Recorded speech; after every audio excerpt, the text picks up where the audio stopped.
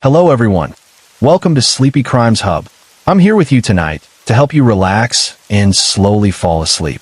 I know many of you are watching this video to rest your mind, so before we begin, please like the video and subscribe to the channel. Tell me in the comments, where are you watching from and what time is it right now? Now get comfortable, close your eyes if you like, take a deep breath, and let go of the day. Let's gently begin with case 1. On August 4th, 1971, two teenage girls set out for what was meant to be a carefree summer day along the Texas coast. Rhonda Johnson, born on December 16, 1956 in Houston, Texas, and Sharon Shaw, born on August 11, 1957 in Mobile, Alabama, were both living in Webster at the time. Sharon was only days away from celebrating her 14th birthday. The trip to the beach in Galveston was supposed to be simple: sun, waves, and the kind of laughter only teenagers carry so easily. Witnesses later recalled seeing the girls enjoying their time by the water. As the day slowly faded into evening, several people reported spotting them walking together along Seawall Boulevard, a well-known stretch that runs beside the shoreline. They appeared calm. Nothing seemed unusual. But after that sighting, both girls vanished without a trace. When they failed to return home, panic began to set in. Families searched. Authorities were notified. What had started as concern quickly turned into fear. Days passed with no word, then weeks. The silence grew heavier, and the uncertainty became unbearable for those who loved them. Nearly 5 months later, on January 3rd, 1972, a disturbing discovery changed everything. Two boys fishing near Clear Lake noticed what they first thought was a ball floating on the water surface. As it drifted closer, they realized it was something far more horrifying: a human skull. Police rushed to the scene and began searching the surrounding area. The investigation intensified, but it would take weeks before more remains were located. Approximately 6 weeks later, search teams discovered additional skeletal remains in a marsh near the lake. The scene confirmed what many had feared. There were two victims. On February 17, 1972, a coroner's inquest officially identified the skull through dental records as belonging to Sharon Shaw. A crucifix found wrapped around the jawbone was heartbreakingly recognized by her mother as Sharon's. The second set of remains recovered from the marsh was positively identified as Rhonda Johnson. In May 1972, months after the remains of Rhonda Johnson and Sharon Shaw were identified, a new lead suddenly shifted the direction of the investigation. A tip came from Glenn Price, a member of the Galveston City Council, urging authorities to take a closer look at a local gas station attendant named Michael Lloyd Self. Acting on that information, officers approached Self at his workplace in Galveston. He did not resist. In fact, he agreed to come to the police station the following day for questioning, seemingly unaware of how serious the situation was about to become. According to Self, what happened behind closed doors was far from routine questioning. He later claimed that Police Chief Donald Morris detained him for hours, making it clear that he would not be allowed to leave without confessing. Self alleged that he was physically forced against a wall, struck with a nightstick, and threatened with Morris's pistol. He said the chief taunted him and even threatened to kill him if he refused to admit to the murders. Exhausted, frightened, and under intense pressure, Self eventually agreed to confess. He was allegedly ordered to handwrite a statement admitting responsibility for the deaths of Sharon Shaw and Rhonda Johnson. Self later claimed he was forced to rewrite the confession multiple times until it matched what Morris wanted it to say. Adding weight to Self's allegations, local investigator Dave Coburn stated that he had witnessed Chief Morris treat another prisoner in a similar manner the year before, describing nearly identical intimidation tactics. When Self's final signed confession was reviewed, it contained troubling inconsistencies. In a statement, Self wrote that he had dumped the girls' bodies in El Lago, a location more than 20 miles away from the marsh where authorities had actually discovered the remains. He also claimed that he had strangled both girls, yet the medical examiner's reports showed no evidence supporting death by strangulation. The contradictions raised serious questions about whether the confession reflected reality or the result of coercion. Just 3 days after signing his written confession, on June 23, 1972, Michael Lloyd Self gave another statement, this time orally, and it did not match what he had previously written. During questioning with Deputy Sheriff W.A. Turner and Deputy Sheriff Frank Beamer, Self offered a completely different version of events. He claimed that he had picked up Sharon Shaw and Rhonda Johnson outside a Sizzler steakhouse and that they had driven around El Lago, later stopping at a Jack in the Box for food. According to Beamer's account, Self said he eventually pulled into a secluded area, struck both girls over the head with a Coca-Cola bottle, removed their clothing, and threw the clothes onto the highway. That detail immediately raised questions because investigators had found the girls' clothing alongside their remains. Self further claimed that he disposed of their bodies in a culvert on Choate Road. Yet again, a version of events that conflicted with key physical evidence already documented in the case. Despite the inconsistencies, Self's trial began on May 15, 1973, and stretched on for more than a year before concluding on September 18, 1974. The court ultimately convicted him of the first-degree murder of Sharon Shaw, and he was sentenced to life imprisonment. He was not convicted in connection with Rhonda Johnson's death.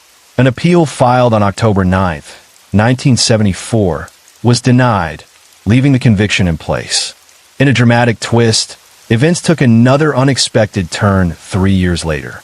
In 1976, former police chief Donald Morris and Deputy Tommy Deal, both of whom had been involved in Self's case, were arrested and charged with multiple bank robberies dating back to 1972.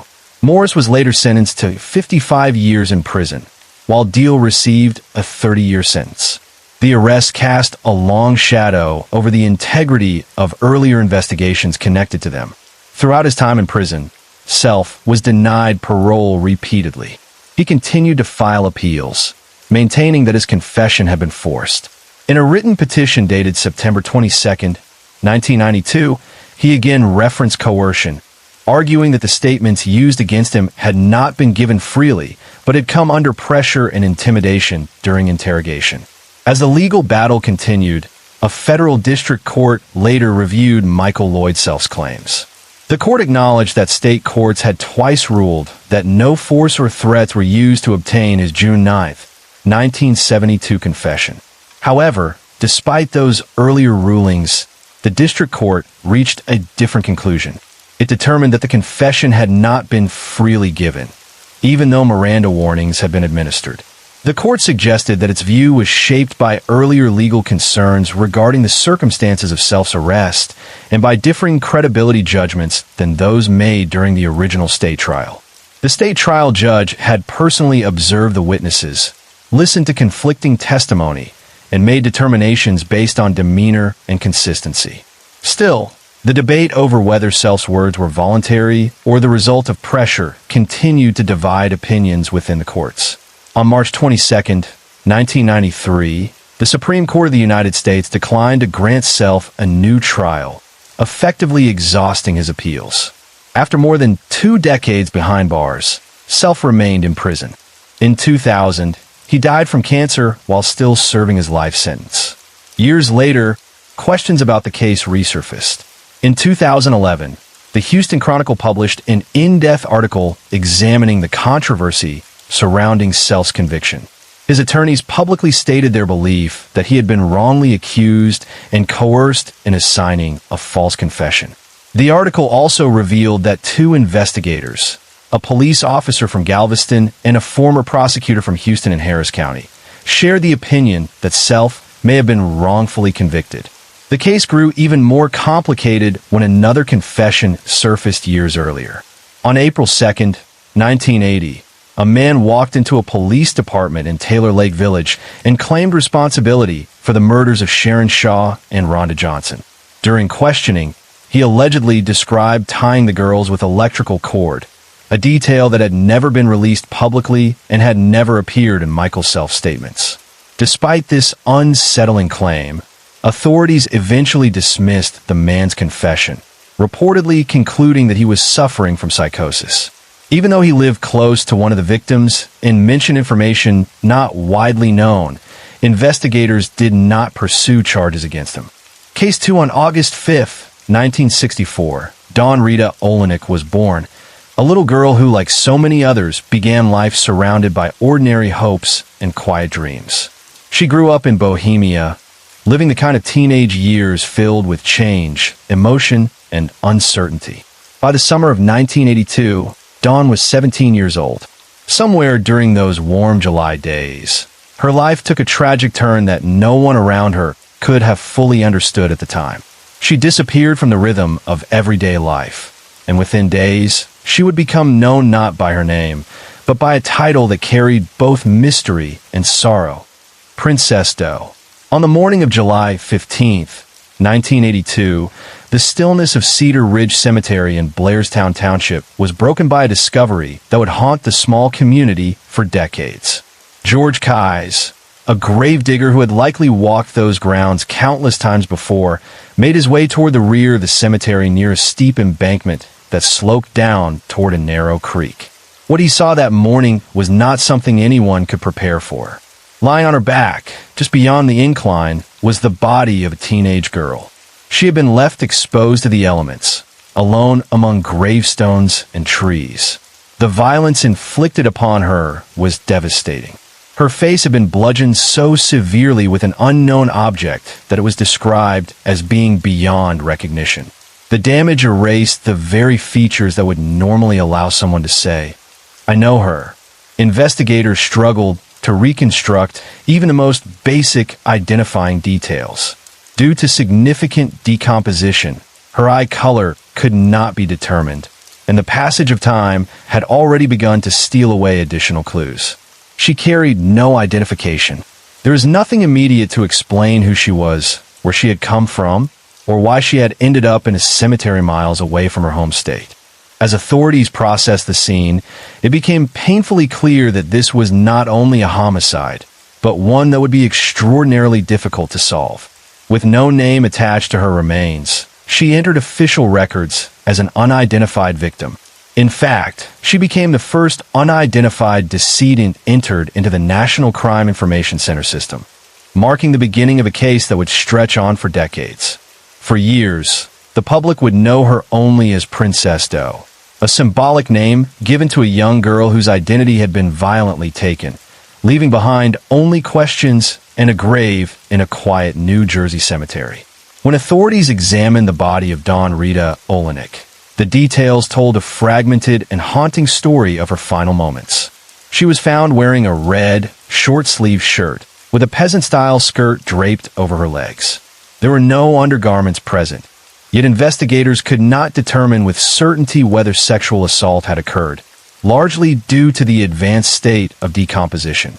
Tangled in her hair was a golden cross necklace, and 2 small earrings were still in her left ear. Her right hand alone bore traces of red nail polish. Beyond that, she had no known surgical scars, birthmarks, or tattoos, and because of the severe trauma to her face and head, any marks there could not be assessed.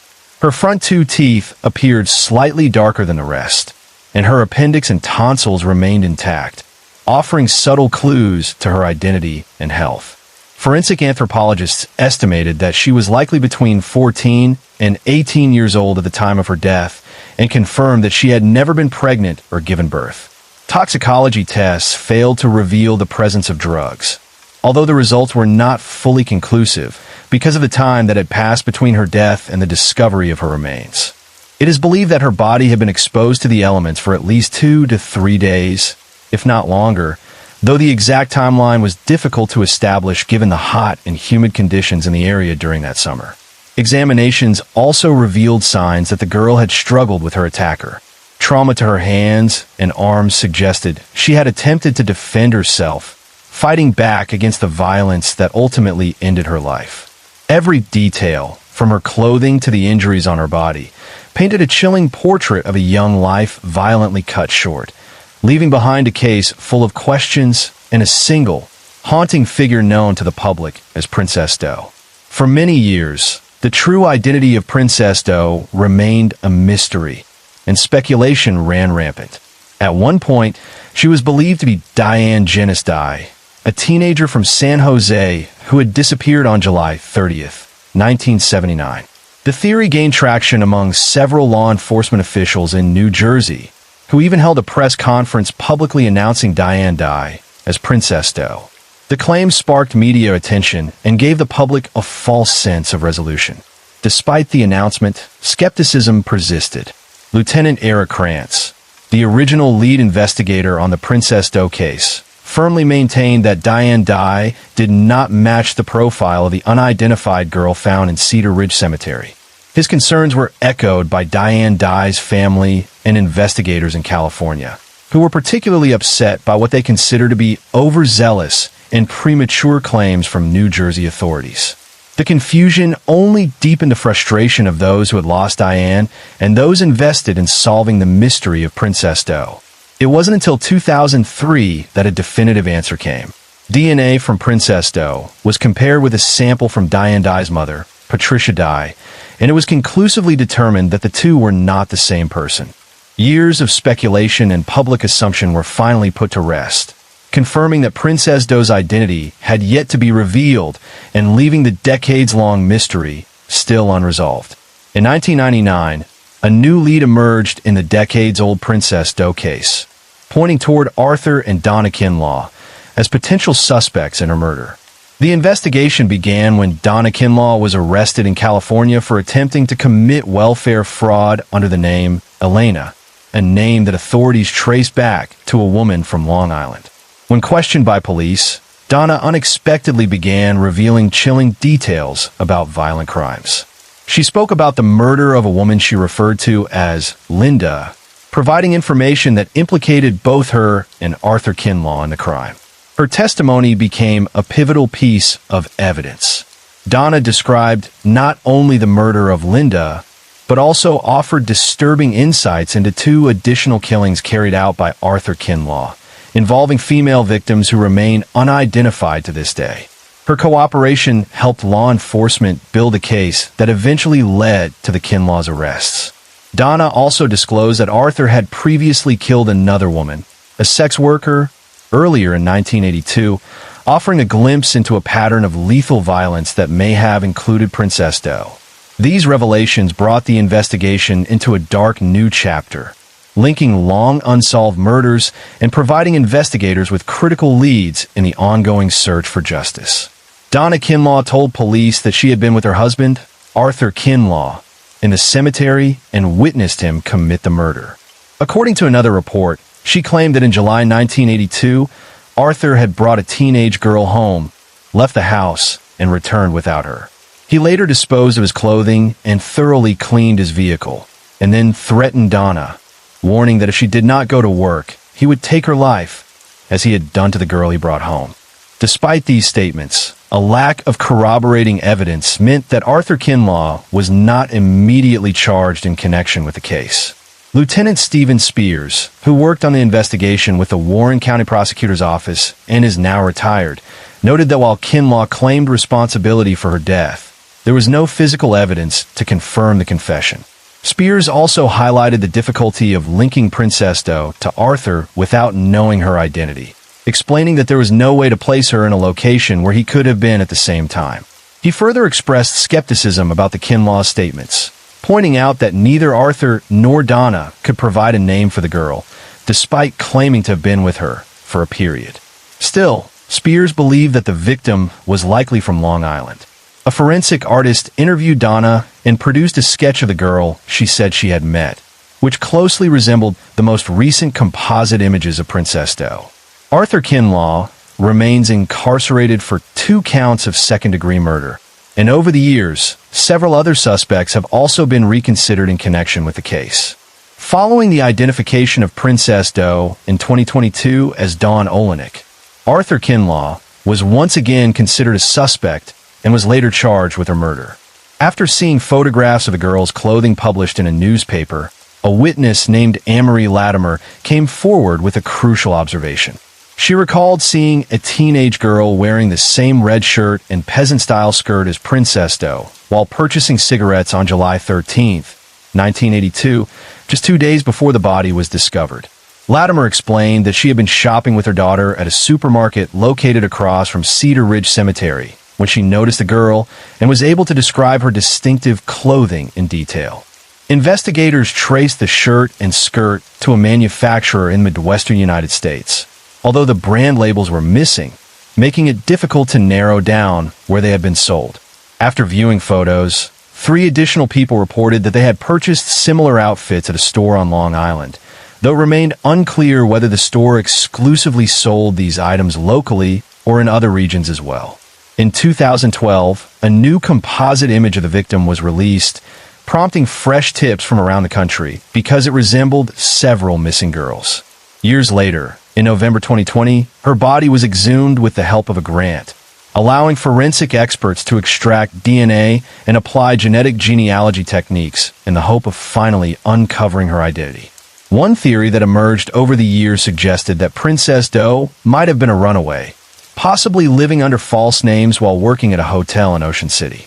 In 2012, forensic scientists conducted isotope analysis on a sample of her hair and a tooth, which provided new clues about her life before her death. The results indicated that she had most likely been born in the United States, and that her hair reflected a period of 7 to 10 months spent living in either the Midwestern or Northeastern United States. The tooth sample offered another piece of the puzzle, suggesting a possible connection to Arizona. Combined with other evidence, investigators also believe that she had spent a significant portion of her life on Long Island, strengthening the theory that she had moved between multiple regions before her tragic death, living a life that remained largely invisible to those around her until her body was discovered in New Jersey.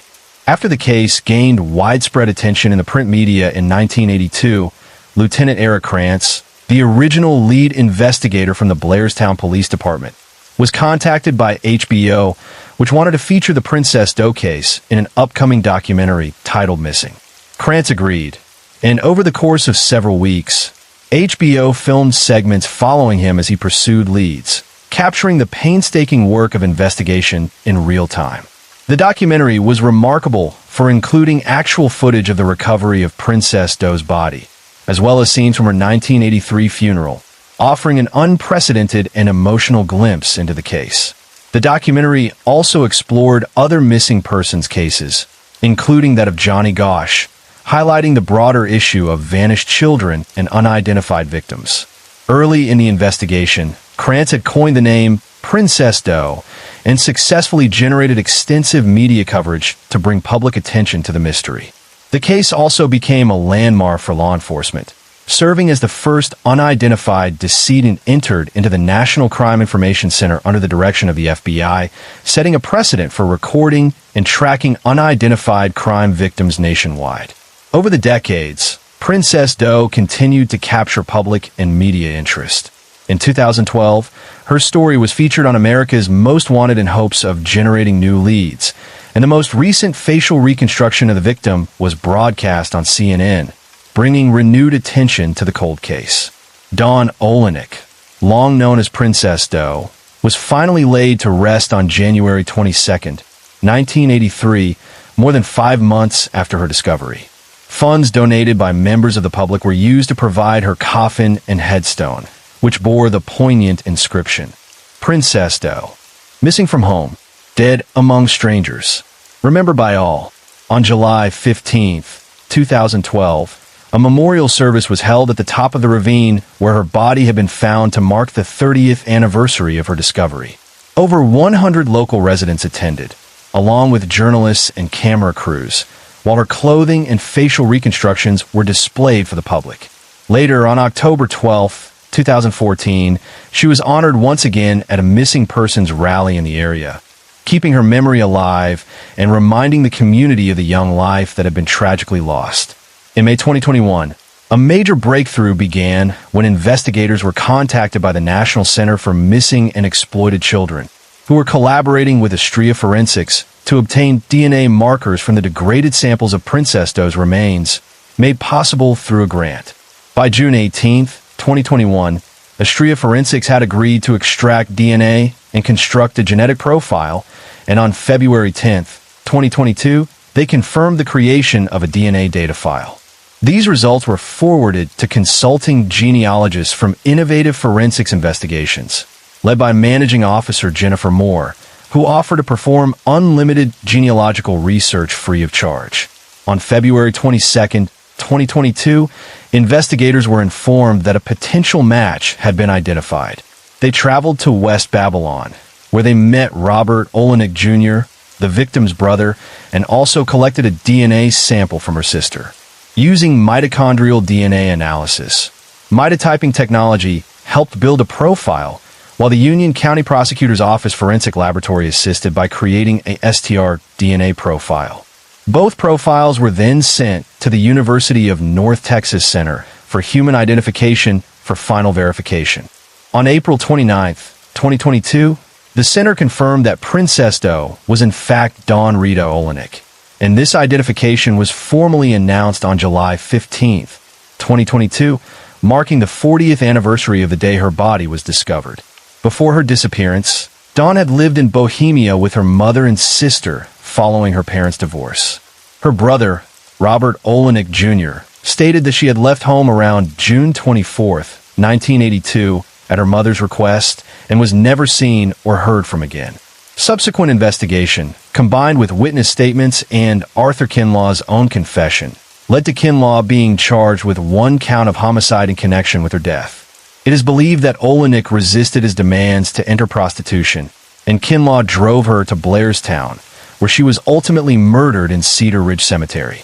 Neither Olenek nor Kinlaw had any prior connection to the town. Kinlaw remains imprisoned at the Sullivan Correctional Facility, while investigators continue to reconstruct the final days of Dawn Olenek's life, piecing together her movements in the weeks leading up to the tragedy. Case 3 in the early hours of December 3, 1982, in Moss Point, multiple eyewitnesses reported seeing a young female toddler accompanied by a young adult woman, who was presumed to be her mother. The child was cradled in the woman's arms as they moved along Mississippi State Highway 63 and later along Interstate 10, close to the state line with Alabama. The woman was described as wearing a blue plaid shirt and blue jeans, walking west along the interstate near the truck scale sometime between midnight and 1 in the morning. Eyewitnesses noted that she appeared to be in an acute state of distress, yet she repeatedly refused any offers of help from passing vehicles, carrying the barefoot, coatless toddler with determination and urgency. A separate account came from a woman who had been monitoring CB radio conversations between truck drivers that same morning. She reported that multiple drivers were raising what she described as a boatload of hell, frustrated and concerned about the distressed woman and her young companion, who continued to refuse assistance despite being visible to so many on the road. Based on the timing, location, and description, it is strongly believed that the toddler seen with the woman during these early morning hours was the same child whose body would later be recovered from the river, marking the tragic beginning of what would become the heartbreaking story of Alicia and Heinrich, known at the time only as Baby Jane or Delta Dawn. Within just 2 days of the troubling sightings along Interstate 10, a truck driver made a grim discovery at approximately 7 a.m. on December 5, 1982. While driving along the interstate, near a bridge spanning the Escatawpa River, he spotted the body of an adult female floating face down in the water, wearing a blue plaid shirt, the same style seen on the distressed woman carrying the toddler days earlier. He promptly reported the sighting to the Jackson County Sheriff's Office, and a deputy responded immediately, beginning a careful search of the river. Initially, the deputy could not locate the body in the section reported by the truck driver, prompting him to expand the search radius along the river. It was during this extended search that he discovered the body of a small blonde-haired child, lying partially submerged and face up among thick weeds near the bridge. Investigators quickly concluded that the child's body had been deliberately thrown from the bridge into this section of the river. Due to the heavy infestation of weeds in the area where the child was found, authorities determined that the body had likely gone unnoticed by the truck driver, meaning the toddler's discovery was separate from the earlier sighting of the adult female. The scene was tragic and haunting, the tiny body lying amidst reeds, marking a chilling chapter in the story of Alicia and Heinrich, whose identity and life would remain a mystery for years. After the discovery of the young child's body, authorities focused their efforts on the general area of the Escatawpa River where the truck driver had reported seeing the adult female. Teams dragged the river, hoping to recover her remains, but these searches proved unsuccessful. Helicopters and boats were deployed to assist in the exhaustive operation, yet the body of the woman initially sighted that morning on December 5, 1982, was never located. Investigators could only wonder whether the sighting had been accurate or whether the woman had disappeared entirely, alive or otherwise, without ever being seen again by authorities. Despite the disappointment, the searches were not without other grim discoveries. On December 8, 1982, an underwater search unit uncovered the largely skeletal remains of a young African-American male beneath the eastbound I-10 bridge, roughly 60 yards from where the child's body had been found. Forensic examination revealed that he had been shot to death and had lain undiscovered for at least 6 months, making it highly unlikely that his death was connected to the child's murder. He was temporarily identified in police records as Moss Point John Doe until his later identification in 2022. The series of discoveries along the Escatapa River painted a chilling and sorrowful picture of lives violently ended, and a small community was left grappling with fear, grief, and unanswered questions. The autopsy performed on the child's body revealed the horrifying circumstances surrounding her death. Investigators determined that someone had attempted to smother her prior to her entering the Escatapa River. Yet tragically, she was still alive when she hit the water. The examination showed that she had inhaled murky river water into her lungs, confirming that she ultimately died from drowning. The official cause of death was certified as drowning, caused by the inhalation of water upon impact with the river surface.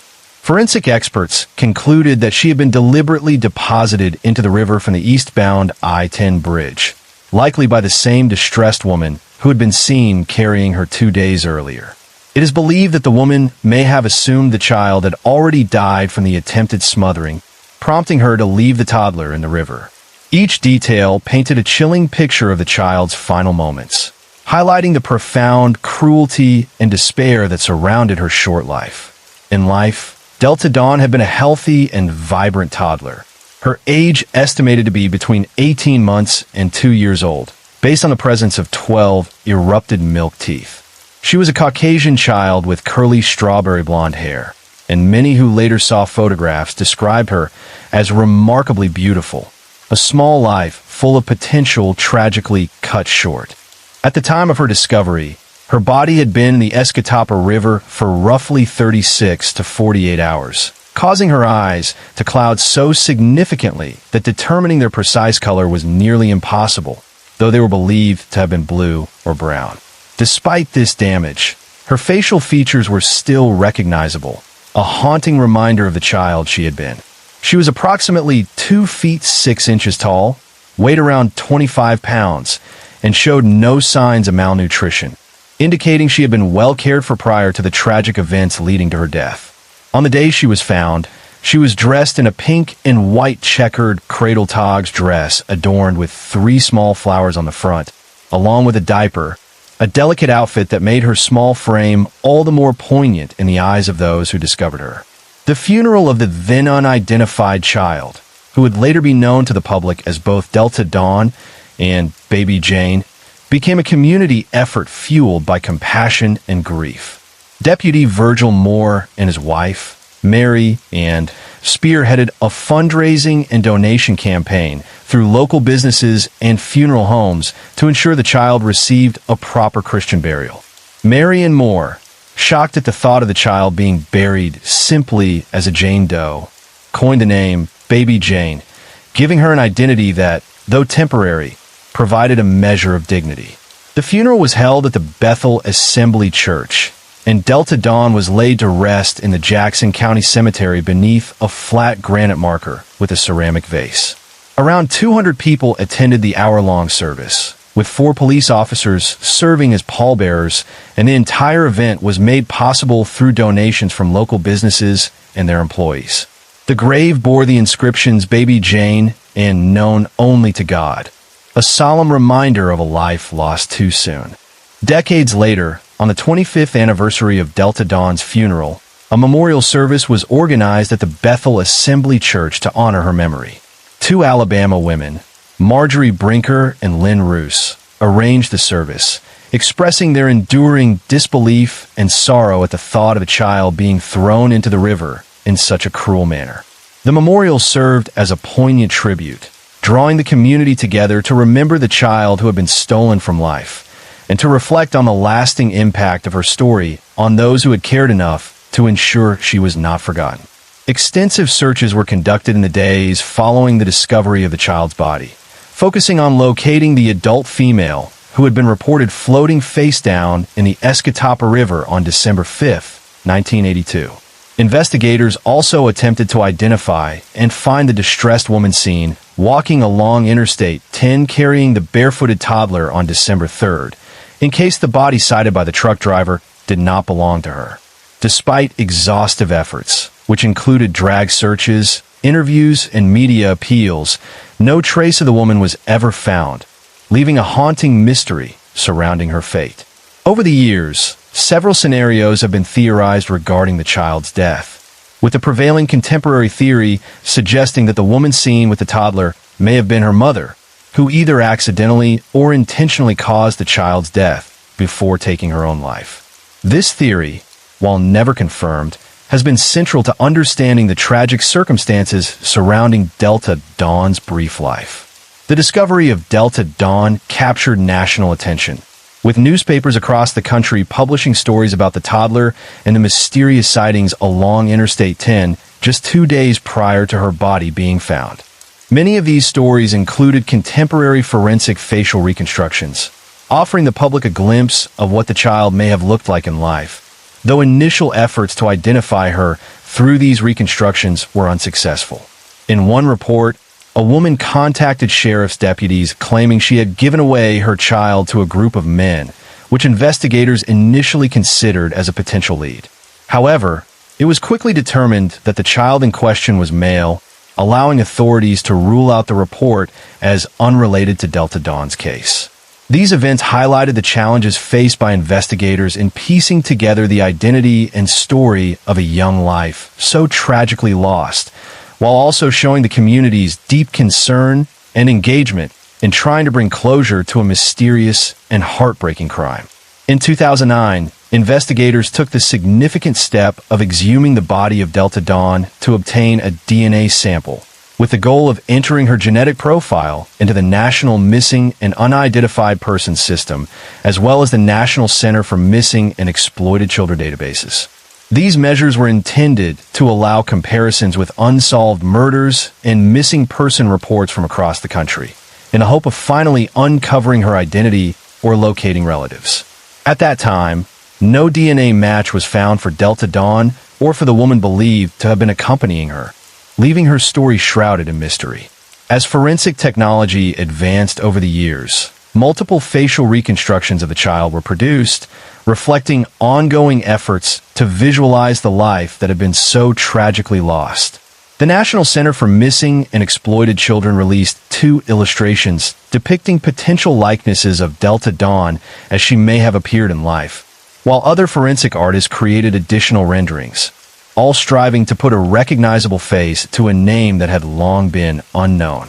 These attempts underscored the determination of law enforcement and the broader forensic community to ensure that even a life lost in such heartbreaking circumstances would not remain anonymous. On December 4th, 2020, the Jackson County Sheriff's Office announced a monumental breakthrough in a decades-old mystery. Delta Dawn had finally been identified as Alicia and Heinrich, an 18-month-old child from Joplin. Her identity was confirmed through advanced DNA sequencing and genetic genealogy, linking her DNA to living family members in Missouri, where her mother, Gwendolyn May Clemens, had previously resided. The process involved generating a genetic profile suitable for public genealogy databases, conducted by a laboratory operated by Othram Incorporated, with forensic genealogists from Redgrave Research Forensic Services leading the research. The confirmation of Alicia's identity closed a long chapter of anonymity for the child, giving her a name and connecting her story to a family that had been searching for answers for decades. Prior to her tragic death, Alicia's family life had been turbulent. Her mother, Gwendolyn Clemens, had recently divorced Alicia's father, and around November 24th, 1982, Clemens, Alicia, and an unnamed boyfriend disappeared from their Kansas City, Missouri residence. Their intended plan was reportedly to move to Florida, with Clemens informing relatives of her desire to start anew in another state. The boyfriend eventually returned to Missouri alone, and though he has since passed away, media reports have alternately described him as both a person of interest and a suspect in connection with the case. The circumstances surrounding Alicia's death and the concurrent disappearance of her mother remain unresolved, leaving investigators and family members grappling with uncertainty decades after the events unfolded. At a press conference announcing the breakthrough, Sheriff Mike Ezell addressed reporters, acknowledging the ongoing mystery surrounding Alicia's mother. "We do not know if she is dead or alive at this point. We're assuming the worst, but we don't know that for sure." This statement underscored the enduring complexity of the case, as investigators continue to search for answers about what happened to Clemens. Previously, the unknown woman seen accompanying the child along the eastbound Interstate 10 had been theorized to have caused Alicia's death in a possible murder-suicide, a theory that, with the identification of Alicia and continued investigation, is now being reevaluated. The decades-long mystery of Delta Dawn had finally gained clarity with the discovery of her identity, yet many questions about her final hours and the fate of those closest to her remain unresolved. Case 4 Riley and Sawyers was born on March 11, 2005, in the United States. She was a bright-eyed little girl, but her life would tragically end on July 24, 2007. Riley's story is a heartbreaking one, as she was abused and ultimately killed by her mother, Kimberly Dawn Trenor, and her mother's partner, Roy Ziegler. Her body was later discovered in Galveston Bay, Texas, shocking everyone who had followed her life and family situation. Riley was the daughter of Robert Thomas Sawyers and Kimberly Dawn Trenor. Her mother became pregnant at the age of 15 after developing a relationship with Robert while they were students at Mentor High School. Robert had dropped out of high school during his junior year, and the family lived together in Mentor, Ohio, with Robert's mother, Cheryl. Cheryl became Riley's primary caregiver, taking on the role of protector and nurturer during a period when her parents were struggling with their relationship.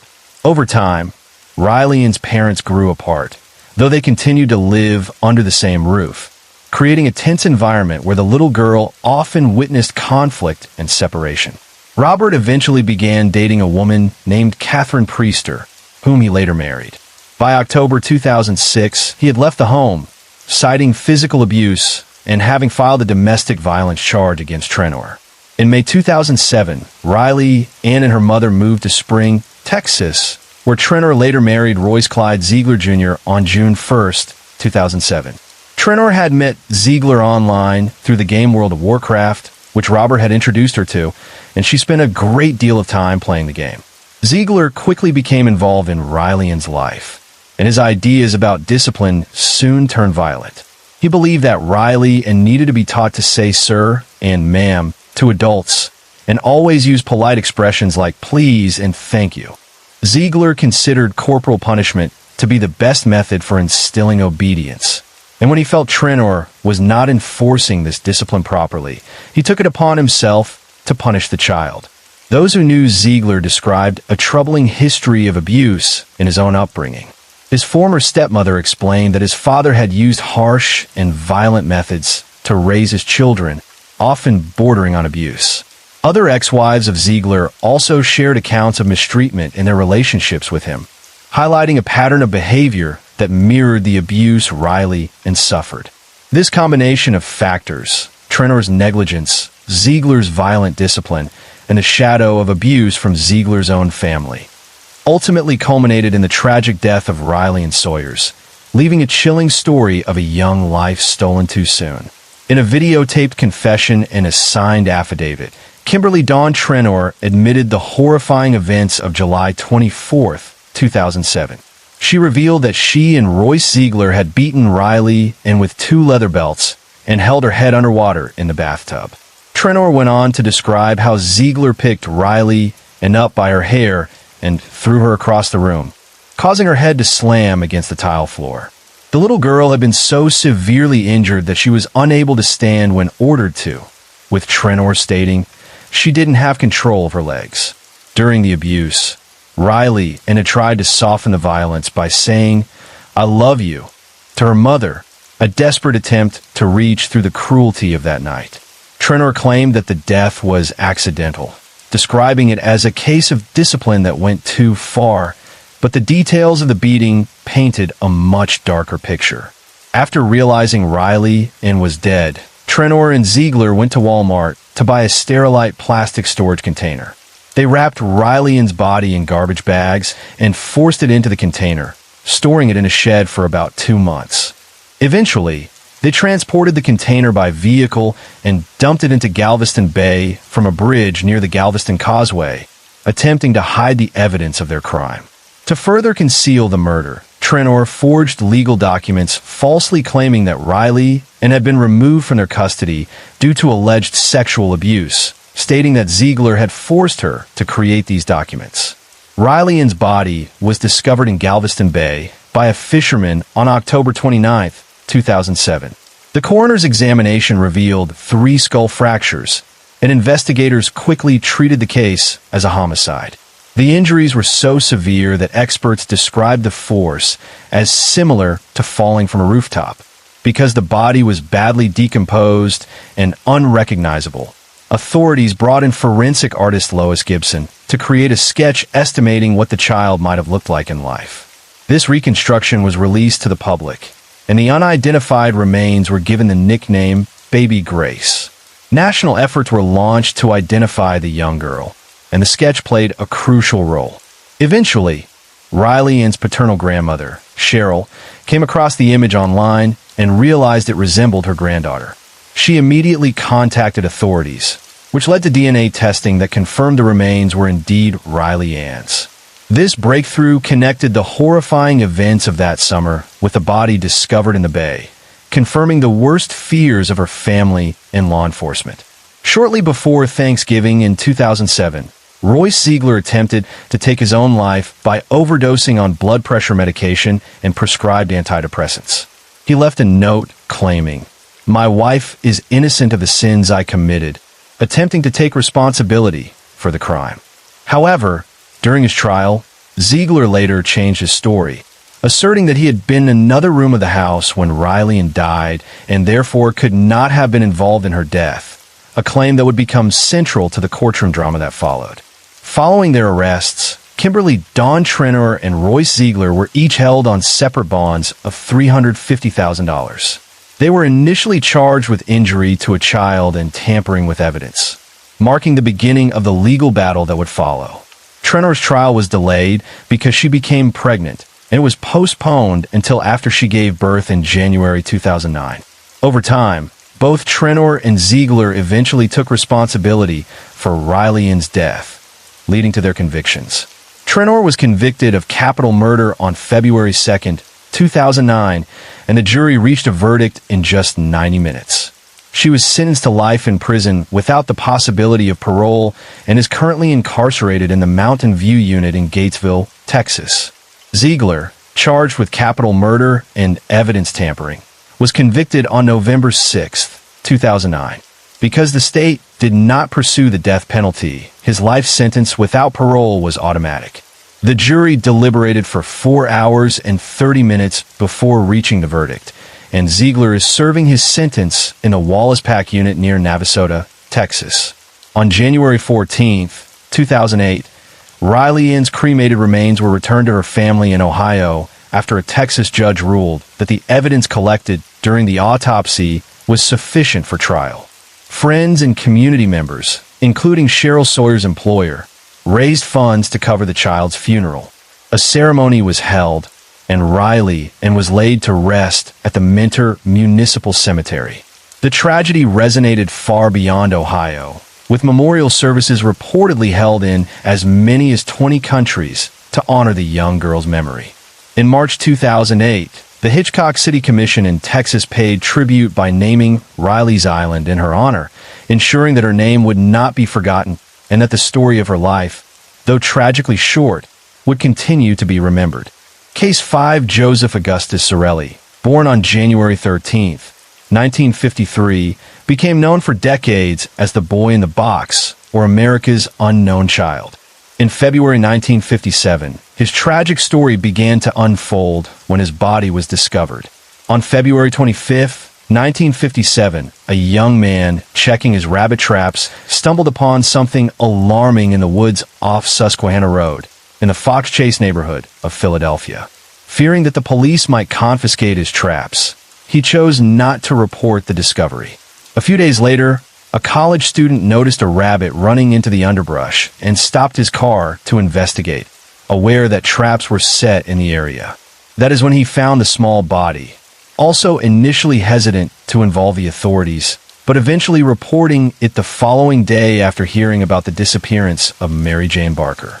Joseph's body was found wrapped in a plaid blanket inside a cardboard box, which had originally contained a bassinet sold by J.C. Penney. The scene immediately indicated signs of severe abuse and neglect. His hair appeared to have been recently cropped, possibly even after his death, with clumps still clinging to his tiny frame. The child showed clear signs of malnourishment, and his body bore surgical scars on the ankle and groin, as well as a distinct L-shaped scar under the chin. The discovery sent shockwaves through the community, and the mystery of the young boy's identity would remain unsolved for decades, haunting both investigators and the public alike. After the discovery of Joseph Augustus Sorelli's body, the police received the report and opened an investigation on February 26, 1957. The boy's fingerprints were taken, and investigators were initially hopeful that he would soon be identified, but no one ever came forward with any useful information. The case quickly captured the attention of the public and the media in Philadelphia and across the Delaware Valley. The Philadelphia Inquirer printed hundreds of thousands of flyers depicting the boy's likeness, distributing them widely, and even including them with every gas bill in the city. The crime scene itself was meticulously combed over by 270 police academy recruits, who uncovered several potential clues, including a man's blue corduroy cap, a child's scarf, and a man's white handkerchief marked with the letter G, but these items ultimately led nowhere. Authorities also created a post-mortem photograph of the boy fully dressed and seated, attempting to illustrate what he might have looked like in life, in the hope that someone would recognize him and provide a lead. Decades later, efforts to identify Joseph continued with the advancements of forensic science. In 1998, his body was exhumed to extract DNA, which was successfully obtained from a tooth. Years later, on March 21, 2016, the National Center for Missing and Exploited Children released a forensic facial reconstruction of the boy and added him to their database, reigniting public interest in the case. The body was exhumed once again in 2019 to retrieve additional DNA samples, demonstrating the ongoing dedication of investigators to finally uncover the truth about the boy who had remained unidentified for over 60 years. The child remained an unidentified murder victim for decades, haunting investigators and the public alike. Then, on November 30th, 2022, the Philadelphia Police Department announced a breakthrough. The child had finally been identified through genetic testing and investigative genetic genealogy, with a full case update promised the following week. Reports indicated that he had been the child of a prominent family in Delaware County, Pennsylvania, and authorities confirmed that the new information would be used to continue the search for suspects. On December 8, 2022, the child was publicly revealed to be 4-year-old Joseph Augustus Sorelli, born on January 13, 1953. Genealogists had actually uncovered his name more than a year earlier, in October 2021, but the official announcement came only after careful verification. By January 19, 2023, the names of Sorelli's parents were also made public, finally giving the long-missing boy an identity after more than 65 years.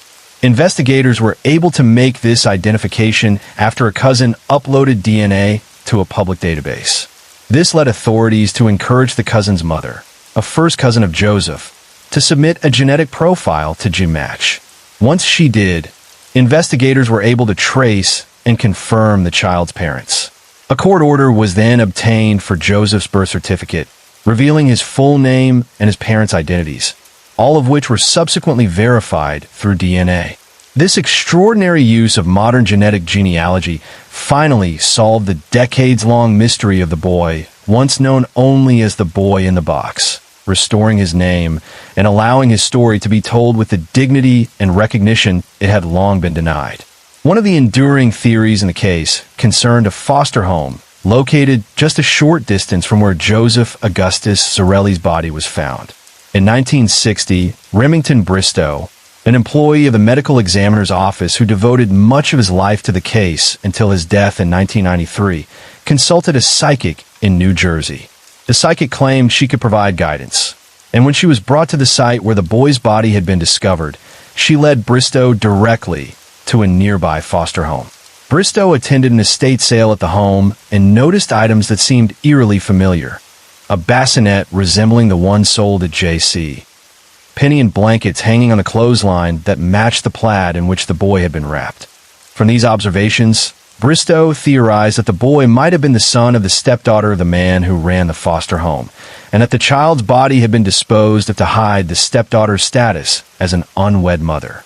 Despite these suspicions, the police quickly established that all foster children connected to the home were accounted for.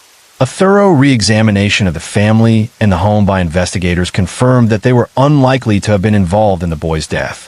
In 1998, Philadelphia Police Lieutenant Tom Augustine, who was leading the investigation at the time, worked with members of the Vidic Society, a group of retired law enforcement officers and criminal profilers, to interview the foster father and his stepdaughter, whom he had married. After these interviews and further investigation, authorities closed the case on the foster home, ruling out the family as suspects, though the theory remained a notable chapter in the long and complex history of the boy in the box case. February 2002, when a woman known only as Martha, or M, came forward with a shocking claim, accusing her own mother of acquiring and killing the child. Authorities found her story potentially plausible, but they were cautious because Martha had a documented history of mental illness.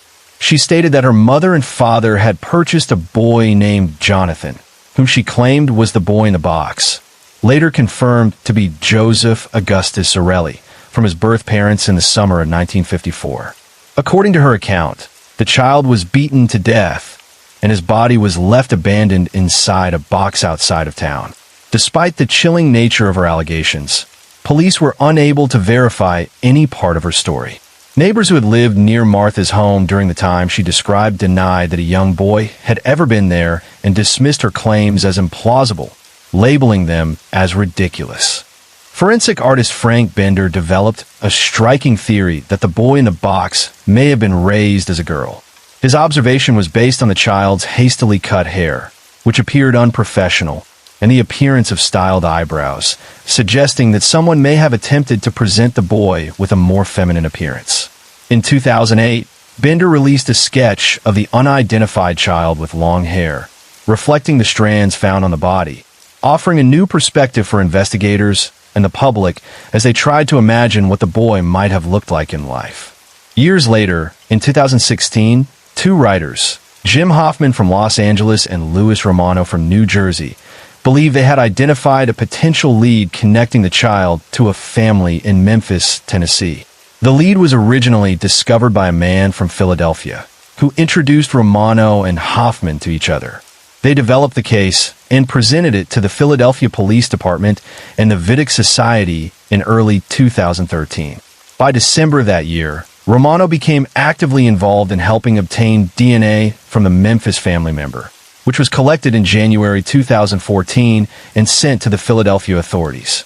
Local officials confirmed they would investigate the lead, but stressed the need for careful research into the family's connection to Memphis before comparing DNA.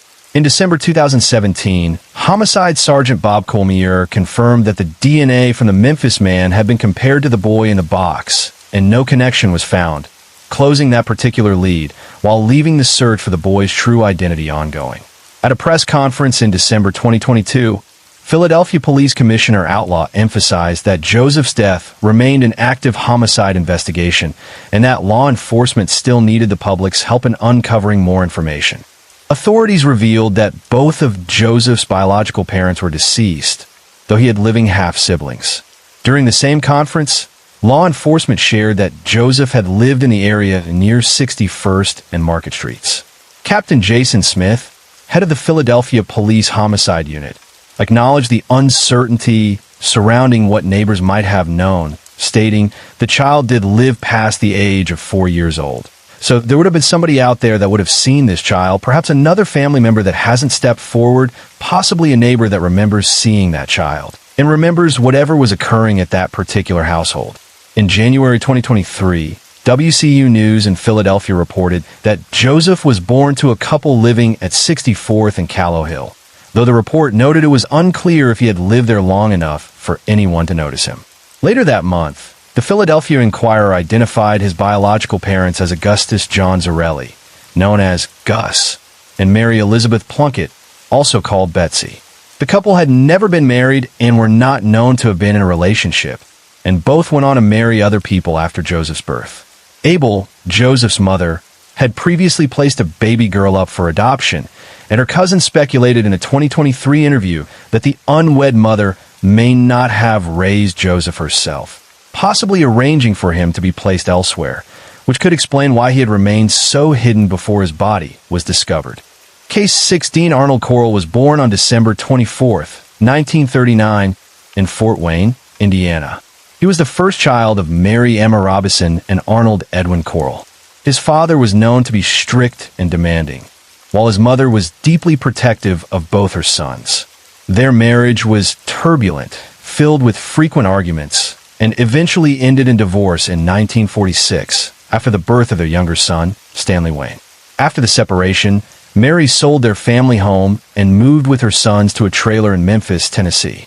She wanted to ensure that her children could maintain contact with their father, who had been drafted into the United States Air Force. From an early age, Corll was a shy and serious child. He rarely socialized with other kids, preferring to keep to himself. Yet he also showed a genuine concern for the well-being of those around him. He was highly sensitive to criticism or rejection, often taking even minor remarks to heart. When he was 7, he suffered from an undiagnosed case of rheumatic fever.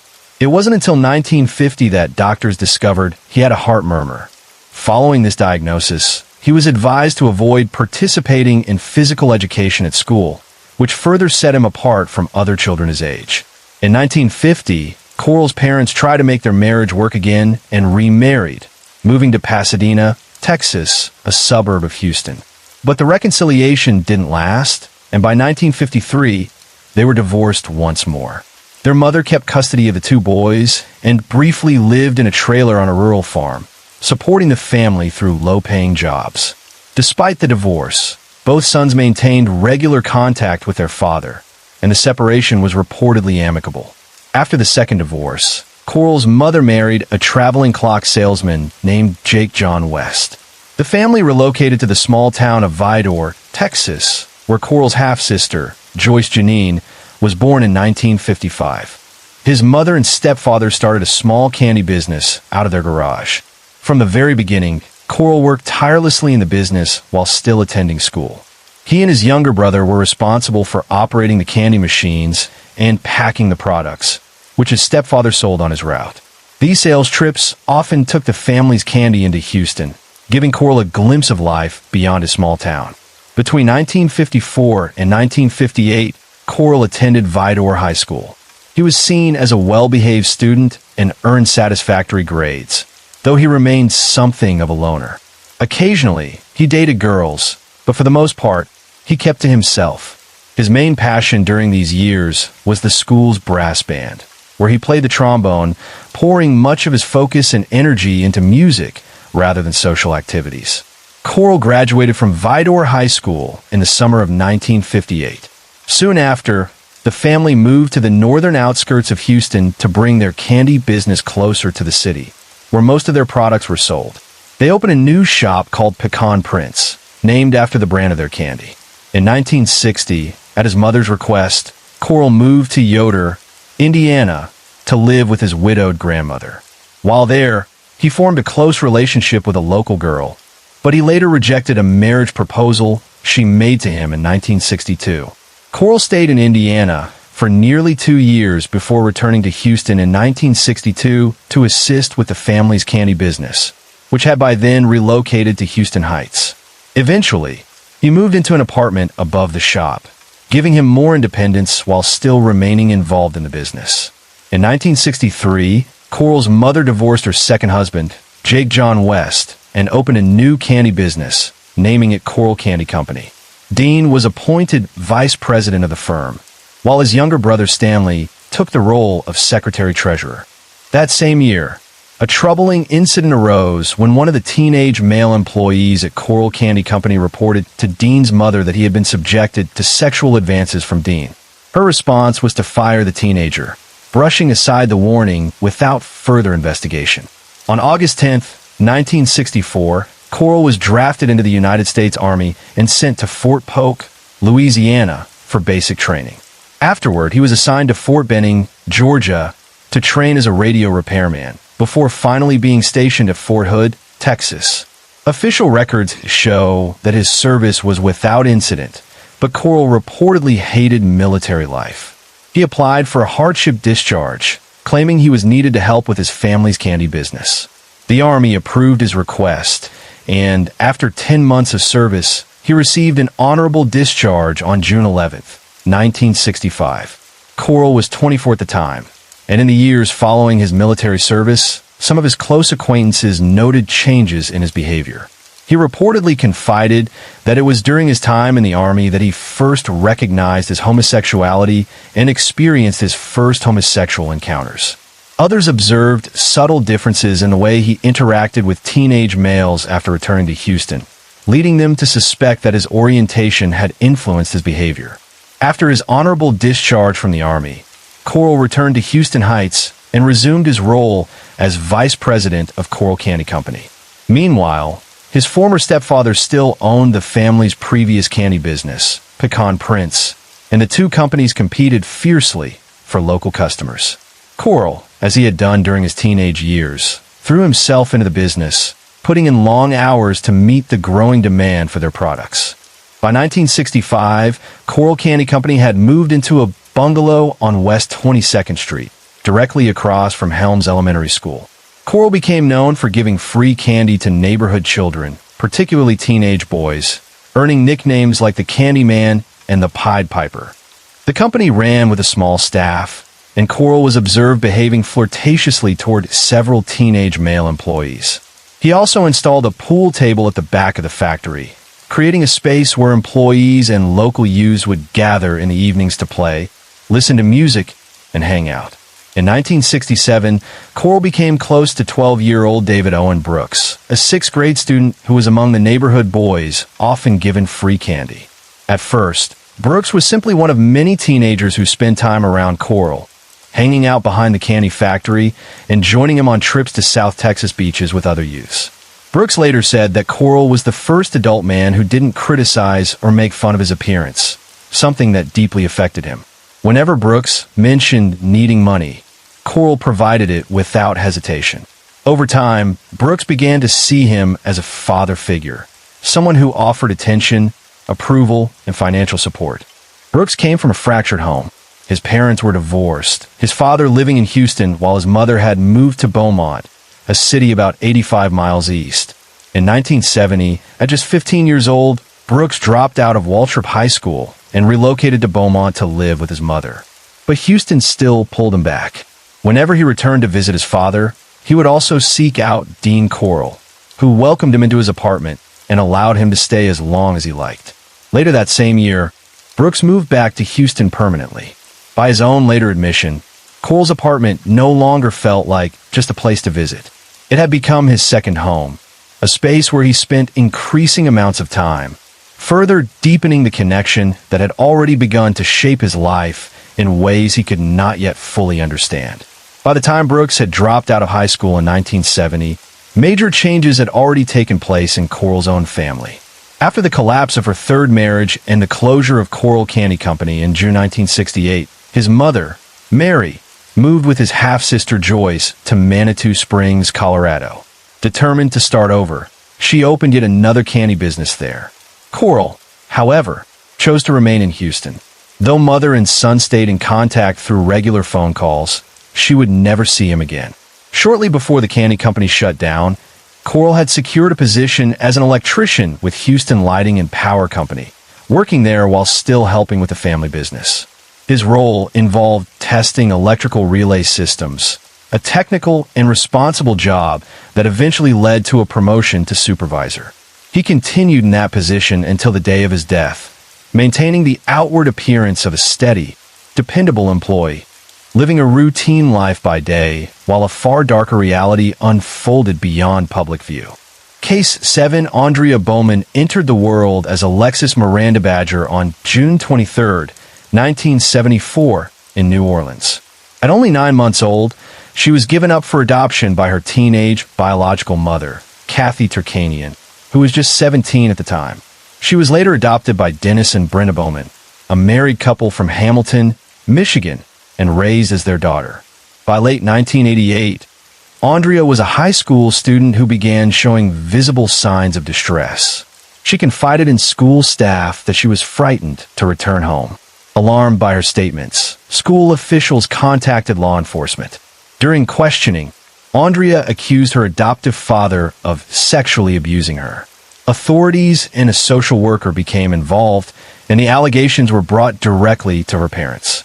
Dennis and Brenda Bowman denied everything, insisting that her claims were the result of emotional turmoil after recently learning she had been adopted, framing her behavior as rebellious rather than credible. Soon after these events, the family moved to a trailer in a secluded part of Allegan County, Michigan. It was from that rural home that Andrea disappeared. When authorities were notified, Dennis Bowman claimed she had taken money from him and run away. Her disappearance was recorded as that of an endangered runaway, a label that would follow the case for years as uncertainty surrounded what truly happened to the teenage girl. At the time of Andrea's disappearance, Dennis Bowman already had a troubling criminal history. In 1980, he was arrested after a young woman in western Michigan reported that he had tried to lure her into a wooded area and sexually assault her. The case did not go to trial. Instead, Bowman reached an agreement with prosecutors and pleaded guilty to assault, avoiding a potentially more serious charge. This earlier incident raised serious concerns in hindsight, especially given the allegations made years later within his own household. In 1993, Bowman's image appeared publicly in an unexpected way. His photograph was featured in the music video for Runaway Train by Soul Asylum, a song that highlighted real cases of missing children across the United States. Andrea's case was included among those faces shown on screen, bringing national attention to her disappearance, while the truth about what had happened remained hidden. In 1998, Dennis Bowman was arrested again, this time in Ottawa County, Michigan, after being accused of breaking into the home of a female coworker. Investigators said he entered the residence to steal personal belongings, including women's lingerie. The arrest added another disturbing layer to his past behavior. Before sentencing, Bowman wrote a letter to the judge in which he portrayed himself as a devoted parent.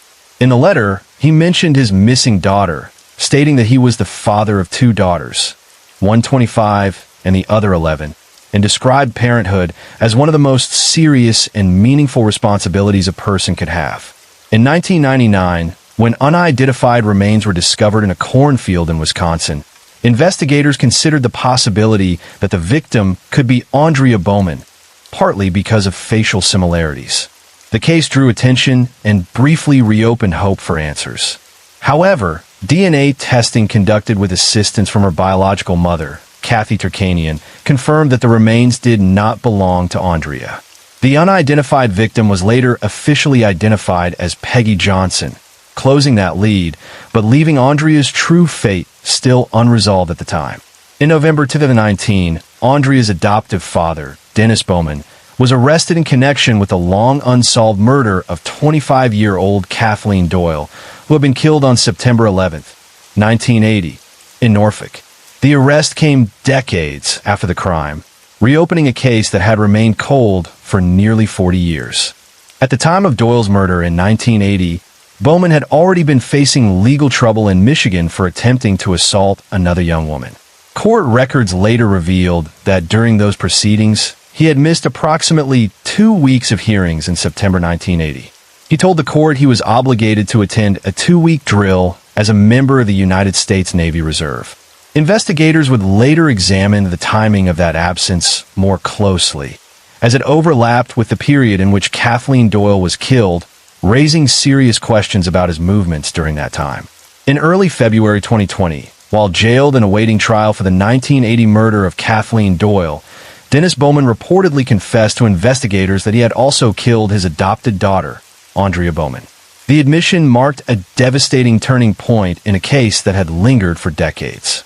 Days later, authorities announced that skeletal remains had been discovered in Allegan County, Michigan, on the 3200 block of 136th Avenue in Monterey Township, not far from the Bowman family's former residence. The remains had been hidden beneath a thin layer of cement, suggesting a deliberate attempt to conceal the crime. On February 9, 2020, Bowman was extradited to Virginia to formally face charges in Doyle's murder.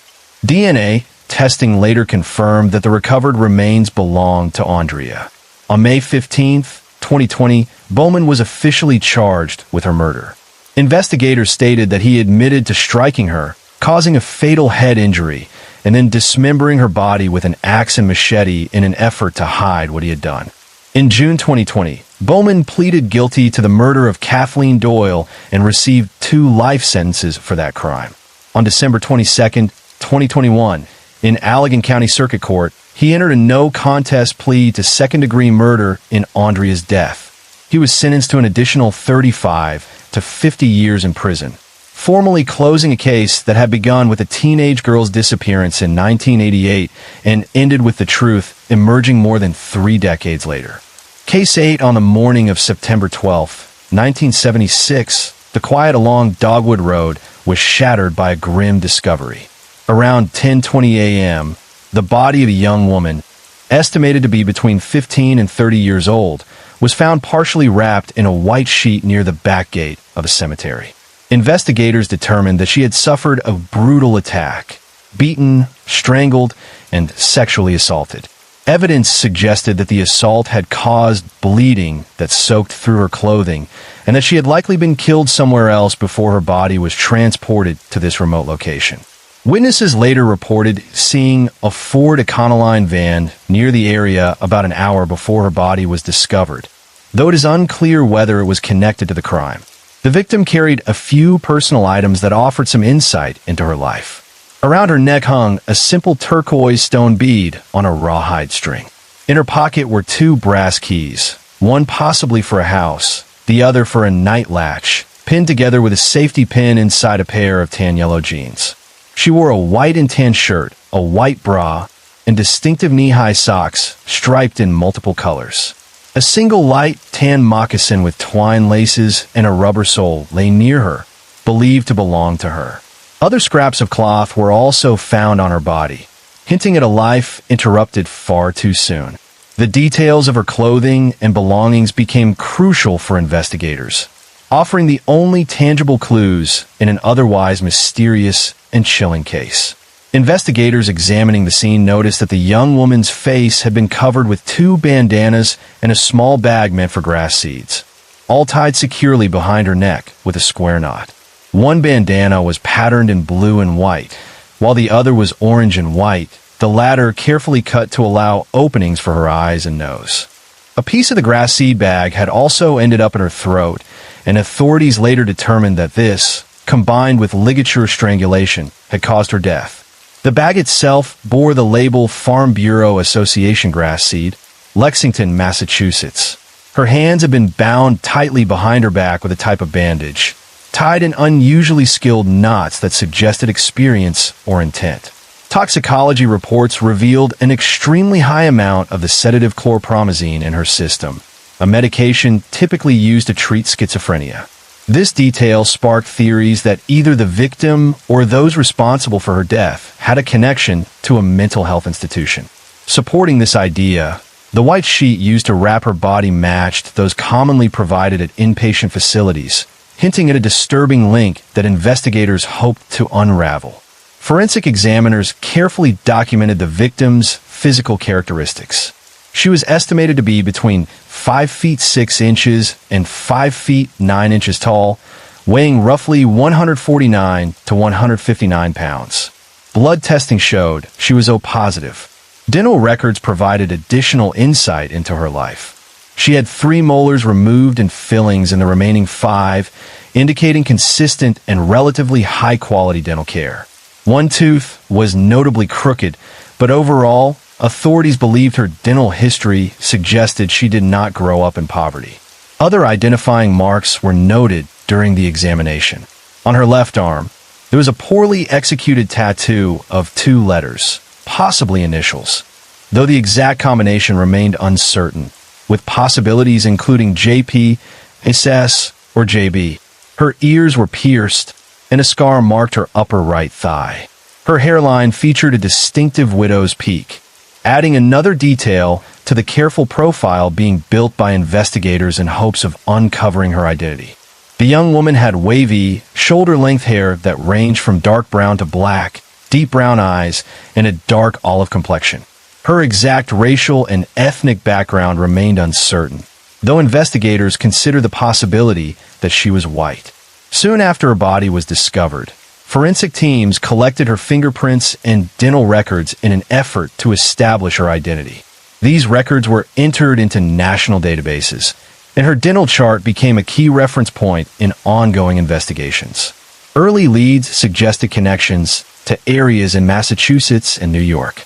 Over time, investigators began to consider that she might have been a teenage immigrant from Central or South America who had lived in Jamaica Plain, Massachusetts, though her family remained unlocated. In 2016, the National Center for Missing and Exploited Children shared that she may have gone by the names Jasmine or Jassy while alive, offering a rare glimpse into the identity she carried before her life was tragically cut short. Over the years, investigators have worked tirelessly to identify the young woman, now known as Woodlawn Jane Doe. Many missing person reports from across the United States have been reviewed and ultimately ruled out. In an effort to generate leads, the local police department offered a cash reward of $2,000 for any information that could help solve the case. One particularly notable lead involved Maria Mia Angiras, a teenage girl who had run away from her Connecticut home in February 1976, though a connection was never confirmed. To help the public recognize her, her face has been reconstructed several times. The National Center for Missing and Exploited Children produced 3 digital versions, and additional sketches exist. The local police also commissioned an age progression reconstruction from Eve Grant, aiming to show what she might have looked like at a younger age. Useful if she had been a runaway or known to someone in earlier years. Investigators have also traced some of the items she carried. One of her keys was stamped with DB09212 and manufactured in Fitchburg, Massachusetts. The grass seed bag found over her face was linked to a factory in Buffalo, New York, and these bags have been sold only in a handful of Massachusetts towns, including Waltham, Rochdale, Lowell, South Weymouth, and Greenfield.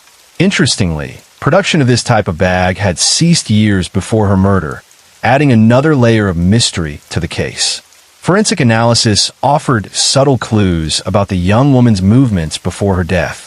Pollen found on items recovered with her body suggested she had spent time in densely populated areas such as Boston, Massachusetts, or New York City.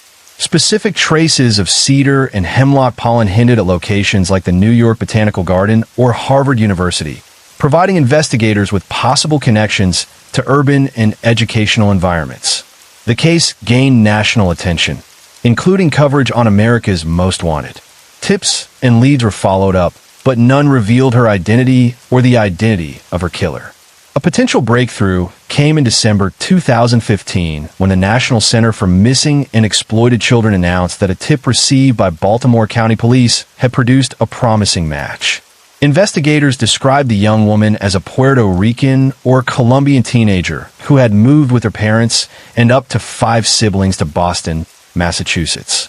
The JP tattoo on her arm was theorized to refer to Jamaica Plain, a neighborhood where she may have lived, specifically near Forbes Street, and investigators also considered potential school connections in the area. However, locating her surviving family proved difficult, and the investigation was temporarily stalled. To mark the 40th anniversary of her discovery, the National Center for Missing and Exploited Children released an updated facial reconstruction, offering the public a renewed opportunity to help identify the young woman and bring long-awaited answers to the decades-old mystery.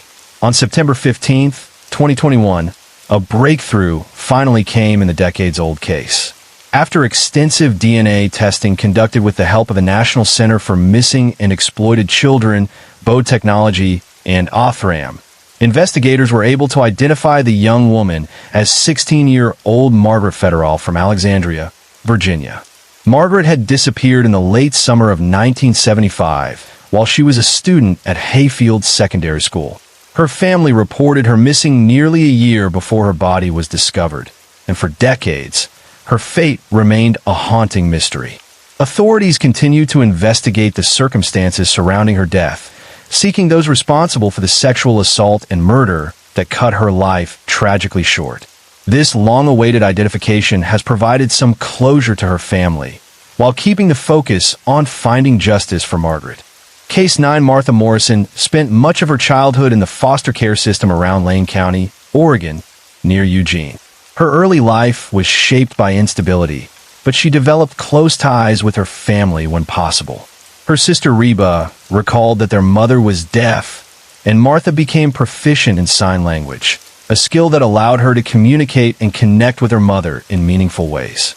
She attended Roosevelt High School in Portland before enrolling at the Corvallis Farm School in Corvallis, an institution aimed at giving at-risk youth structure and vocational training. Later, Martha moved to Arizona to join the Job Corps program, seeking new opportunities and a path toward independence. Despite these efforts, Martha struggled with substance use and frequently left the home she lived in, whether with her biological family, foster families, or at the Corvallis Farm School. Her life was marked by periods of running away, reflecting both her search for freedom and the challenges she faced in finding a stable environment. In the weeks leading up to her disappearance on September 1st, 1974, Martha had been living with a man in a rented apartment. Reports indicate that tensions had arisen between them, and their relationship was reportedly strained. Shortly before vanishing, she visited her family in Eugene, accompanied by the man.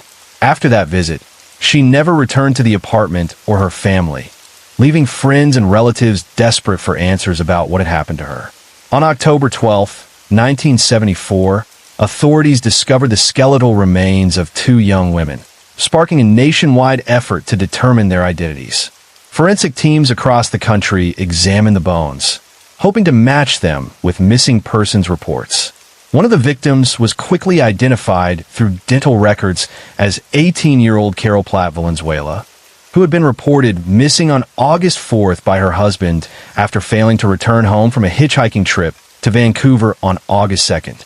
The identity of the second victim remained a mystery, leaving investigators determined to use Valenzuela's identification as a potential lead. They planned to interview Valenzuela's husband in connection with both cases, but he was temporarily unavailable, recovering from an aspirin overdose at the time. He was later taken into custody for questioning, but was released after passing a polygraph test on October 25th, leaving the focus on discovering the identity of the second young woman, who would later be connected to Martha Morrison.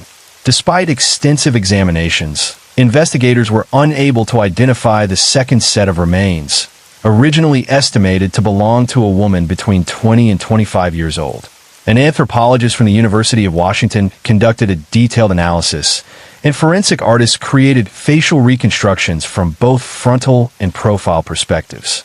These images were shared with the public through local newspapers, but unfortunately, no one came forward to recognize her. Authorities provided a physical description alongside the reconstructions, noting her curly hair and evidence of dental issues. Examiners also observed signs that the woman may have given birth at some point, though it remained unclear whether Martha Morrison ever had a child. Police revisited the discovery site to search for additional clues and even borrowed a metal detector from a local resident in Snohomish County in hopes of uncovering overlooked evidence. Forensic analysis suggested that the victims had been dead for at least 2 weeks before their bodies were found. Decomposition, along with animal activity at the scene, made it difficult to pinpoint the exact cause or time of death. Investigators believed both women had likely been murdered and considered the possibility that their remains had been placed at the location at different times. Multiple missing person cases were reviewed as potential matches, including that of Patty Hearst, though she was later found alive. The second victim's identity remained a pressing mystery, leaving investigators with more questions than answers. Investigator Nikki Costa later reflected that the investigation into Martha Morrison had been painstaking and extensive. Over the years, law enforcement pursued countless leads, some of which even suggested connections to notorious serial killers. At different points, both Gary Ridgway and Ted Bundy were considered potential persons of interest in the cases of Morrison and Carol Valenzuela. However, by 2017, investigators had focused on Warren Leslie Forrest as the prime suspect, narrowing the decades-long search for answers. During the investigation, Morrison was also considered in connection with another mysterious case involving a young woman nicknamed Orange Socks, found in Texas in 1979 and estimated to be between 15 and 30 years old. Further investigation ultimately ruled Morrison out as this victim. Years later, in August 2019, Orange Socks was positively identified as Deborah Jackson, bringing resolution to that long unsolved case. To help identify the remains, investigators collected DNA from Martha Morrison's sister and half-brother, creating a genetic profile that could be compared with potential matches. The unidentified remains had already had a DNA profile developed in 2012, and initial comparisons suggested similarities, but no definitive match could be made at that time. Both Morrison and the unknown victim were entered into the National Missing and Unidentified Persons System, a database designed to help locate missing individuals and identify unidentified human remains. Over the years, investigators excluded 10 other missing persons as possible matches before finally reaching a breakthrough in July 2015.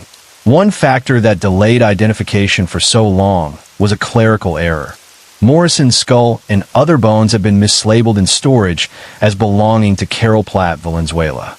Investigator Nikki Costa later explained that this mistake contributed to the decades-long uncertainty. The error was discovered in 2011 when forensic experts noticed that the teeth in the skull did not match Valenzuela's dental records. After multiple rounds of testing failed to produce a conclusive result, the National Center for Missing and Exploited Children agreed to fund an exhumation of Morrison's father to obtain DNA for comparison. This final test provided a definitive result, confirming with near absolute certainty, 99.999998%, that the remains belonged to Martha Morrison, finally solving a mystery that had lasted over 40 years. Investigators maintained a focus on Warren Leslie Forrest, a suspected serial killer, in connection with the deaths of Martha Morrison and Carol Platt Valenzuela. At the time, Forrest was already in custody for the murder of Krista K. Blake in July 1974. He had been arrested on October 2, 1974, just 10 days before Morrison's and Valenzuela's bodies were discovered in Dole Valley. During the investigation, authorities tested a bloodstain found on an air pistol owned by Forrest. Initially, the evidence was thought to be linked to a different victim, one of 6 women he had attacked over the years. Subsequent DNA analysis, however, confirmed that Forrest was responsible for the deaths of both Morrison and Valenzuela, as the 2 women had been found together. Forrest is also considered a potential suspect in the 1974 disappearance of Diane Gilchrist and the 1971 disappearance of Jamie Grissom. In March 2016, police reached out to the public for help identifying Morrison's boyfriend at the time. While he was never considered a suspect, investigators believed he might have information relevant to the case. Decades after the crimes, justice was finally served. On February 1, 2023, Warren Leslie Forrest was convicted of first-degree murder for the killing of Martha Morrison, bringing closure to one of the longest-running investigations into a young woman's tragic death. Case 10. Jerome Henry Brudos was born on January 31st, 1939, in Webster, South Dakota, as the younger of two sons to Marie Eileen, née Aldridge, and Henry Irvin Brudos. From the very beginning, his mother had been disappointed to have another boy, having hoped her second child would be a daughter. She made her displeasure obvious, frequently belittling and emotionally criticizing Jerome, while lavishing attention and affection on his older brother, James. This persistent maternal rejection left a lasting mark on Jerome's early emotional development. The Brudos family lived a simple, conservative life. His father took on casual and often seasonal work, contributing modestly to the household, while his mother managed the home. Though Henry was known for his short temper, he rarely expressed criticism or physical punishment toward his children. In contrast, Marie's behavior was harsh and judgmental, and her cruelty was largely directed at Jerome, who bore the brunt of her disapproval. In response to this lack of maternal warmth, young Jerome sought emotional comfort elsewhere. He formed a close bond with a neighborhood woman who was roughly the same age as his mother. She treated him with kindness and acceptance, providing the nurturing attention he so desperately craved. Brudos later admitted that he sometimes imagined this woman as his true mother, highlighting the depth of his early emotional deprivation. Unfortunately, her declining health due to diabetes eventually forced her to stop allowing him and other neighborhood children to visit. Soon after, another important female figure in his childhood, a friend his own age, died from tuberculosis. The loss devastated Jerome, leaving him grief-stricken and emotionally isolated during a formative period of his life. This combination of maternal rejection, emotional neglect, and early experiences of loss created a fragile and vulnerable emotional foundation, shaping the young Jerome in ways that would influence his later development. Jerome Brudos grew up as a frail and quiet child, often plagued by ailments such as frequent throat pains and persistent migraines. He struggled to make friends and was generally unremarkable among his peers, standing in stark contrast to his older brother, James, who was both academically successful and socially popular. Jerome's school performance was average, and his presence in the classroom and among classmates went largely unnoticed. During his teenage years, he avoided most extracurricular activities, though he did serve briefly as secretary-treasurer for a local youth club, a minor role that was one of the few glimpses into his early social involvement.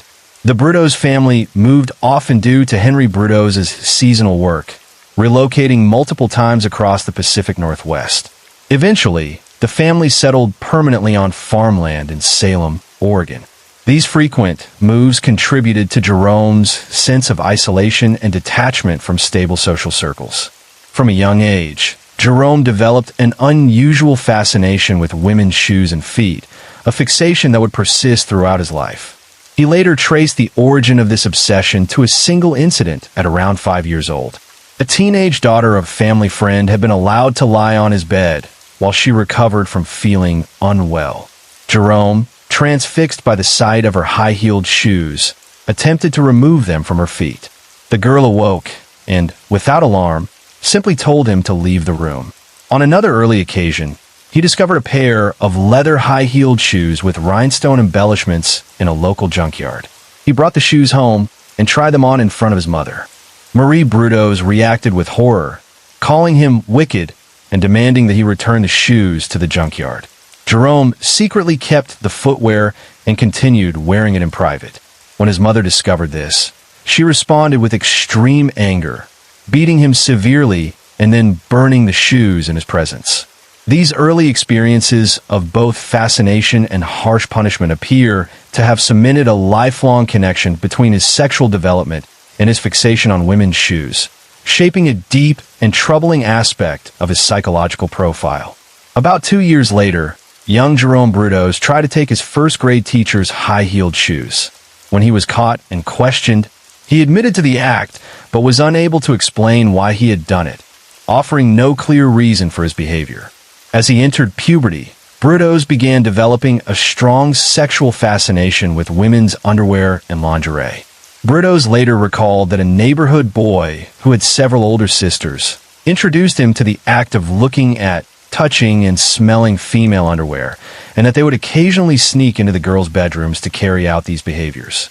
These experiences stirred intense sexual feelings in Brudos, emotions he did not fully understand at the time. As he grew into his teenage years, he began taking advantage of opportunities to steal underwear from female neighbors, some of which he would secretly wear. As Brudos entered puberty, he remained unaware of sexual intercourse, yet he became fixated on watching a naked female peer. Despite this obsession, he was extremely shy and awkward around girls both at school and in his neighborhood. Moreover, his height and severe acne further decreased his confidence in his ability to appeal to girls. By approximately 1953, Brudos, still oblivious to the act of intercourse, had begun to masturbate. He later claimed to fail to ejaculate during the act of masturbation as a teenager, although he frequently experienced wet dreams. Whenever his mother discovered semen stains on his bedsheet, he was punished and forced to wash his own sheets. In his early teens, Brudos began stalking local women, secretly photographing several of them. He also stole and collected lingerie and footwear. These early offenses weren't physically violent, but by his mid-teens, he had begun imagining forcibly controlling a woman. At 16, Brudos dug an underground tunnel and alcove near his family home, creating a private space where he could act out his developing fantasies. He spent hours in this hidden area, planning and imagining scenarios with a potential victim. Although no one was ever held there, he did lure a neighborhood girl to his bedroom under innocent pretenses as part of these early experiments. Shortly after bringing the girl to his bedroom, Brudos left the room, only to return minutes later wearing a mask and carrying a knife. He forced the girl to undress and took several photographs before fleeing the scene. Moments later, he reappeared in his original clothing, his hair disheveled and with a small scuff on his cheek, claiming that an intruder had locked him in the family barn at knife point. Within a year of this first violent act, Brudos had developed a disturbing pattern. He would abduct girls his own age or younger, often at knife point, and bring them to a barn on his family's property. There, he would order them to remove their clothing and take photographs. Afterwards, he would lock them in a corn crib, only to return minutes later wearing different clothes and with his hair styled differently. He would then release the girl, claiming he was Ed, Jerry's twin brother, and act shocked by her account of the events, asking, "He didn't hurt you, did he?" Brudos would go on to explain that his supposed twin, Jerry, was in therapy and suggest that the incident would set him back, while pleading with the girl not to tell anyone what had happened. He also promised to find and destroy the camera that Jerry had used. None of the girls experienced physical sexual assaults beyond tentative fondling, and likely as a defense mechanism, none of them reported these encounters to authorities. In April 1956, Brudos convinced a 17-year-old girl to go out with him. He drove her to a secluded area and demanded that she remove her clothes. When she refused, he pulled her from the car and assaulted her, breaking her nose. Her cries drew the attention of a passing couple, who stopped to intervene. Brudos first claimed she had fallen from the car, then changed his story, saying she had been attacked by another man whom he had supposedly subdued. The couple did not believe him and took both of them to a nearby police station. There, Brudos admitted to the assault, but insisted he only wanted to frighten her into undressing so he could take photographs. He denied having done anything similar before and argued that he had simply lost control of his temper. Brudos was arrested on charges of assault and battery. When investigators searched his bedroom, they discovered a large stash of women's clothing along with numerous Polaroid pictures of teenage girls. One of the girls in the photographs was identified and later contacted. She disclosed that she had been victimized by someone Brudos had introduced himself as Ed's twin brother the previous August. Following these revelations, Brudos was held in custody and referred to the Polk County Juvenile Department. Brudos was classified as a juvenile offender and placed under psychiatric observation at the Oregon State Hospital. He was admitted on April 16, 1956, and remained there for 9 months, though he was allowed to continue attending high school during this period. While in the hospital, he underwent extensive psychological testing. The evaluations described him as a depressive personality with traits of schizotypal disorder, but not suffering from severe mental illness or delusions. Doctors also noted that his sexual fantasies were rooted in deep resentment toward his mother and women in general. After completing his psychiatric evaluations, Brudos returned to live with his parents. He was an average student and graduated from Corvallis High School in 1957, ranking 142nd out of 202 classmates. In March 1959, he enlisted in the U.S. Army and trained as a communications technician. Although he proved technically capable, his time in service was otherwise uneventful. Among fellow soldiers, he became known for telling exaggerated stories, including claims of a nightly affair with a beautiful Korean woman who supposedly visited his bed. By October 1959, Brudos was discharged from the Army after being deemed psychologically unfit for service. He moved back into his parents' modest home in Corvallis, Oregon, and soon found work at a local radio station as an electrical engineer. Colleagues described him as competent, reliable, and mild-mannered, though he showed little drive to advance despite holding a broadcast technician's license. During these years, his mother allowed him to use the second bedroom while his brother was away at college. But when his brother returned, Brudos was relegated to sleeping in a shed behind the house. Around 1960, Brudos began stalking women. On one occasion, he followed a young woman dressed provocatively to her Salem apartment, where he strangled her until she was semi-conscious before fleeing with her shoes. She was not sexually assaulted. Soon afterward, he targeted another woman wearing high heels. He attempted to strangle her as well, but she resisted, forcing him to escape with only one shoe. Brudos kept both women's footwear in the shed, often sleeping alongside the stolen items. They eventually had 2 children, a daughter, Teresa, born 1962, and a son, Brian, born 1967. To help support the household, Brudos occasionally repaired cars in their garage. Although Brudos was not physically or emotionally abusive toward his wife, he did impose unusual demands in the early years of their marriage. He often required her to do chores unclothed, except for high-heeled shoes, photographing her before sex. For several years, Ralphine complied, and during this period Brudos was not known to commit sexual crimes outside the marriage. By the mid-1960s, their daughter Teresa was a toddler, and Ralphine began refusing to take part in Brudos' nude rituals whenever the child was present. At the same time, Brudos had gained weight, and his wife later admitted she found him physically unattractive, though she never told him.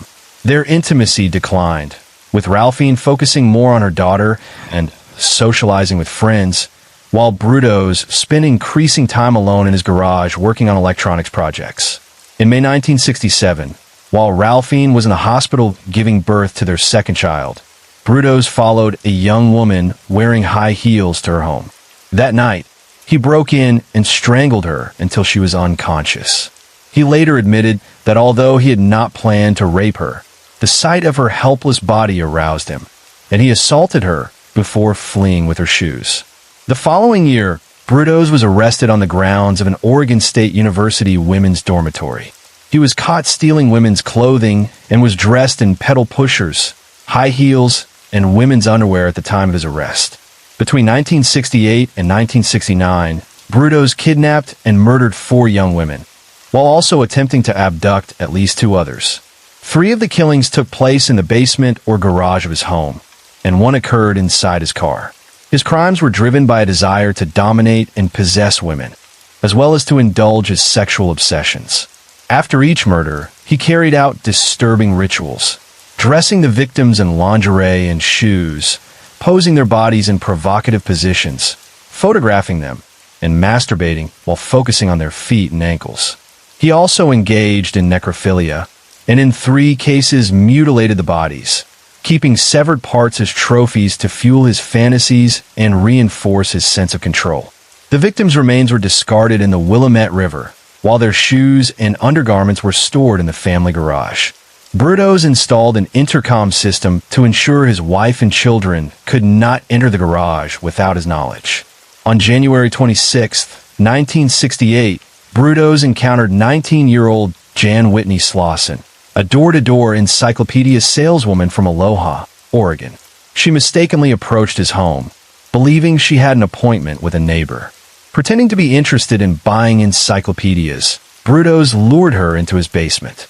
While she sat on a stool and began her sales pitch, he struck her with a piece of wood and then strangled her.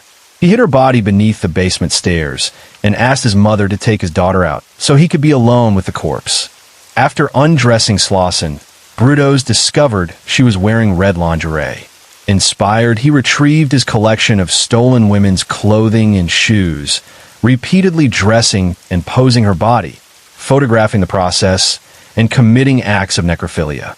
Later, he severed her left foot with a hacksaw, storing it in the family freezer to use and displaying his shoe collection and fueling his fantasies. He also kept the encyclopedias she had tried to sell him as mementos.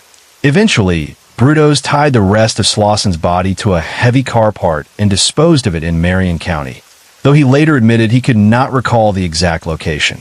On November 26, 1968, Brudos encountered 23-year-old Jan Whitney while driving home from work in Lebanon, Oregon.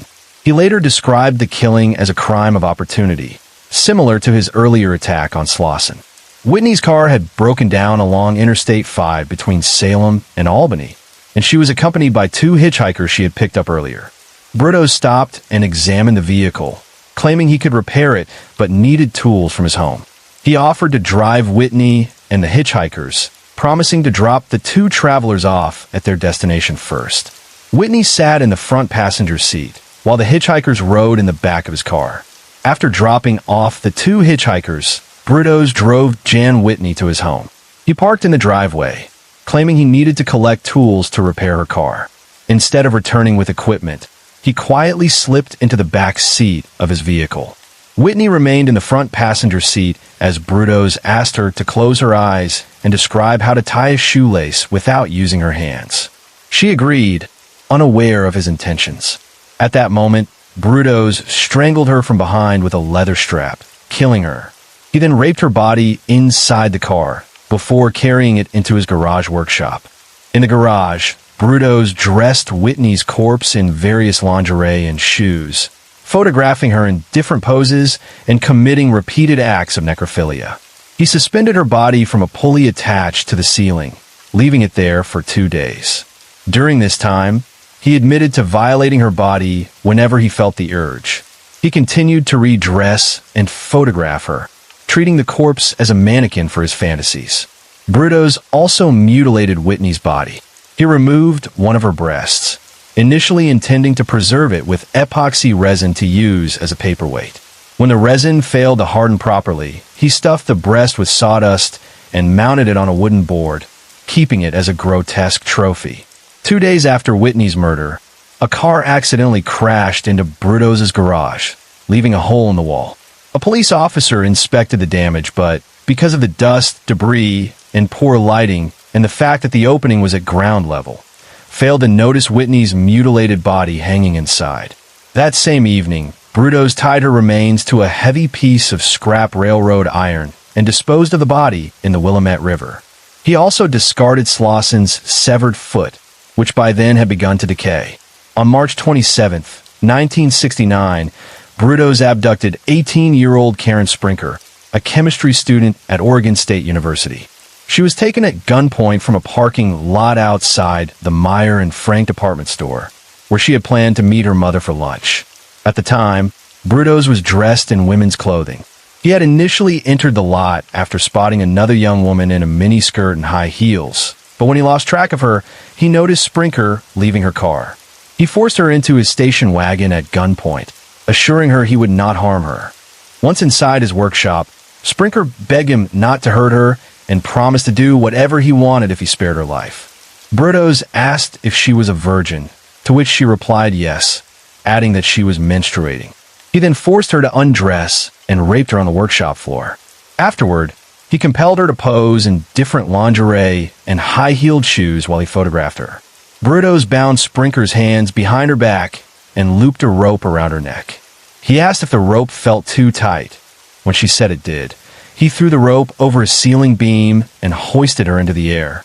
She struggled briefly before dying. In the hours that followed, Brutos repeatedly violated her body. He mutilated the corpse by removing her breasts, intending to create plastic molds from them. Later that evening, he secured her remains to a heavy six-cylinder engine part and disposed of the body in the Willamette River. In April 1969, Brutos attempted to abduct 2 women on consecutive days, but both managed to escape and later reported the incidents.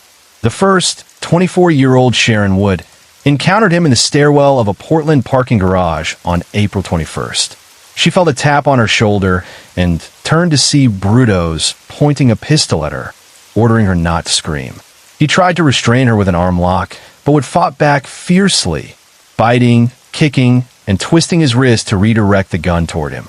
She bit his hand deeply, forcing Brutos to slam her head against the concrete floor before fleeing. The next day, 15-year-old Gloria Jean Smith was confronted at gunpoint and forced toward a green Volkswagen Carmen Ghia. Brutos told her, "I want you to come with me. I won't hurt you. I won't rape you." He grabbed the back of her coat to control her, but agreed to let go when she asked.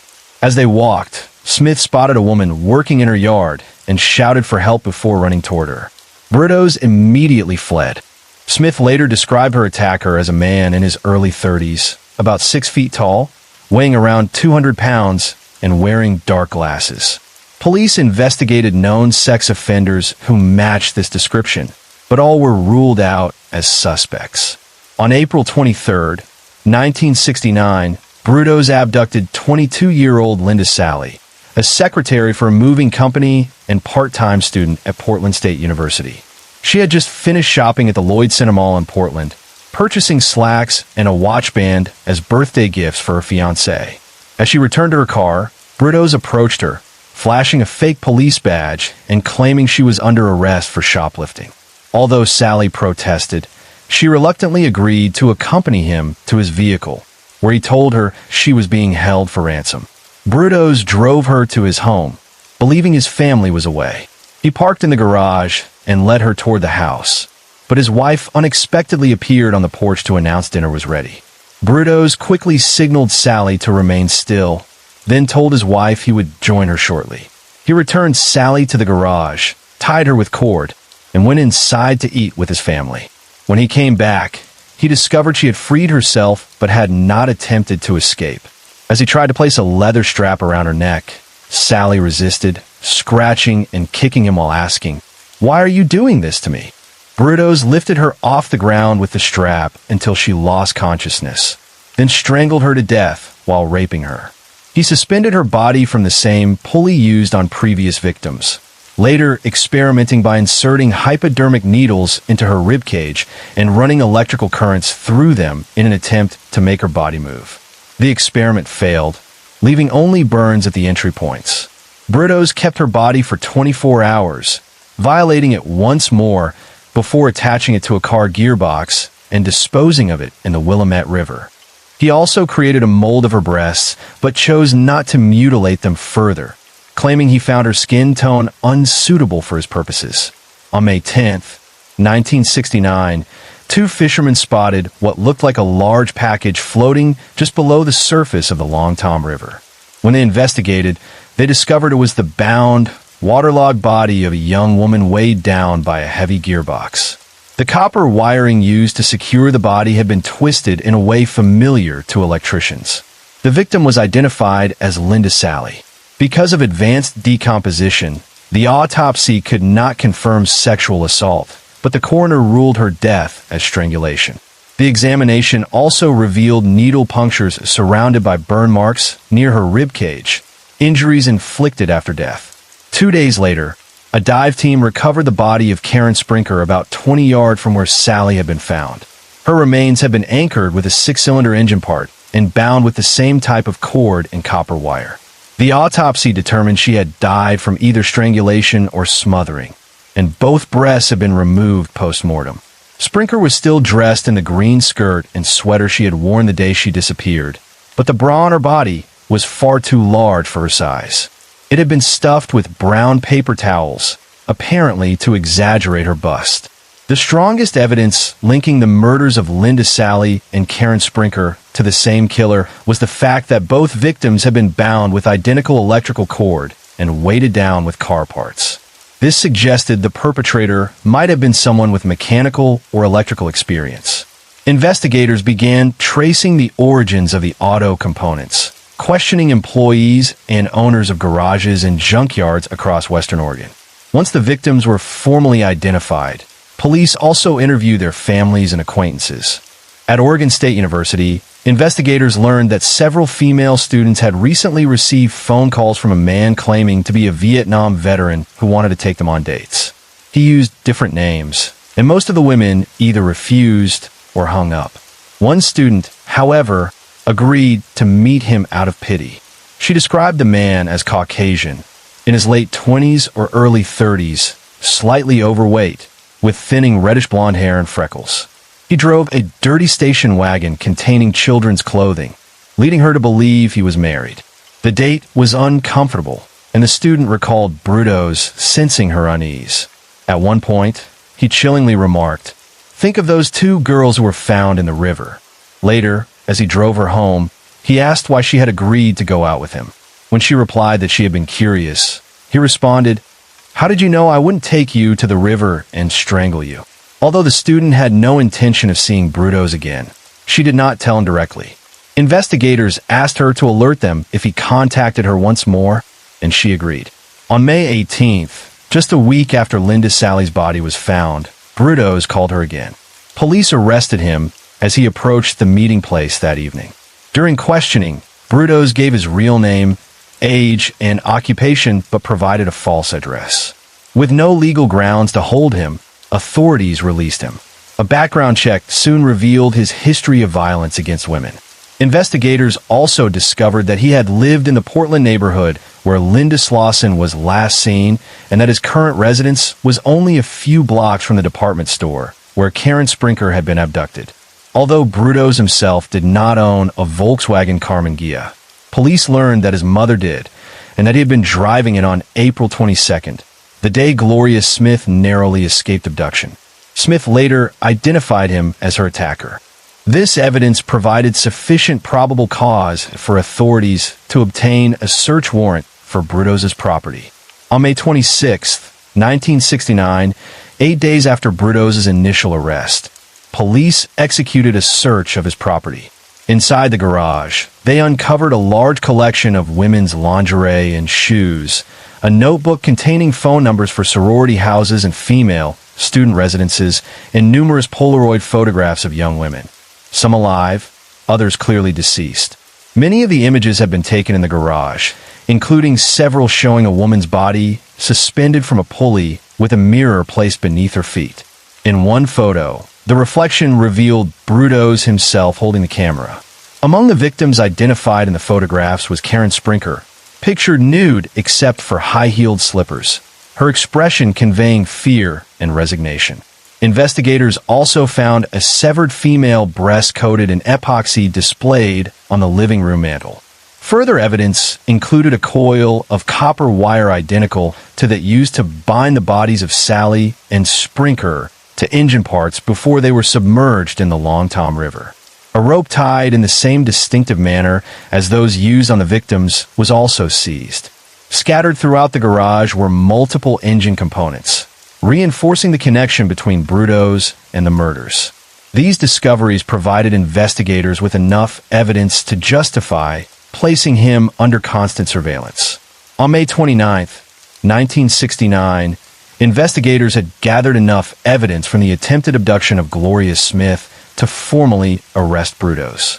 He was found hiding under a blanket in the back of the family station wagon while his wife drove toward Portland. The following evening, Bruto's phoned his wife and asked her to destroy incriminating evidence, but she refused. After the second arrest, Bruto's was subjected to extensive questioning about the discoveries in his garage and his suspected involvement in the disappearances and murders of several young women, 3 of whom had already been identified as Jan Whitney, Karen Sprinker, and Linda Sally. At first, he denied any connection, dismissing the evidence as circumstantial. Over the next several days, however, he gradually began to reveal details of his sexual fetishes, admitting how deeply rooted they were in his psyche and how they had come to dominate his daily life. By early June 1969, Brudos had confessed to all 4 murders, first to investigators and later to psychologists. He began by describing the killing of Linda Slauson, whose name he could not recall, admitting that the crime had been largely impulsive, triggered by his fixation on the high-heeled shoes she was wearing when she mistakenly entered his home to sell encyclopedias. He then detailed each of his subsequent murders and attempted abductions. Although Brudos accepted responsibility for the killings, he resisted deeper questioning about motive and planning. At one point, he simply remarked, "There must be something wrong with me." He denied hating women, but admitted that killing allowed him to let off steam. Psychiatrists who examined him concluded that he was unable to find satisfaction in normal sexual relationships, and that lust was the driving force behind his crimes. They added that even in cases where he acted on impulse, he knew he would ultimately kill his victim. Photographs taken by Brudos of 2 victims were conclusively matched to the bodies recovered from the Long Tom River. His description of Jan Whitney's abduction also aligned with the circumstances of her disappearance, confirming her as his second victim. Slauson, however, initially remained unidentified and was listed as Jane Doe. Brudos was assigned attorney Dale Drake, and his arraignment was scheduled for 9 a.m. on June 4th, 1969. On June 4th, Brudos was formally charged with the murders of Whitney, Sprinker, and Sally.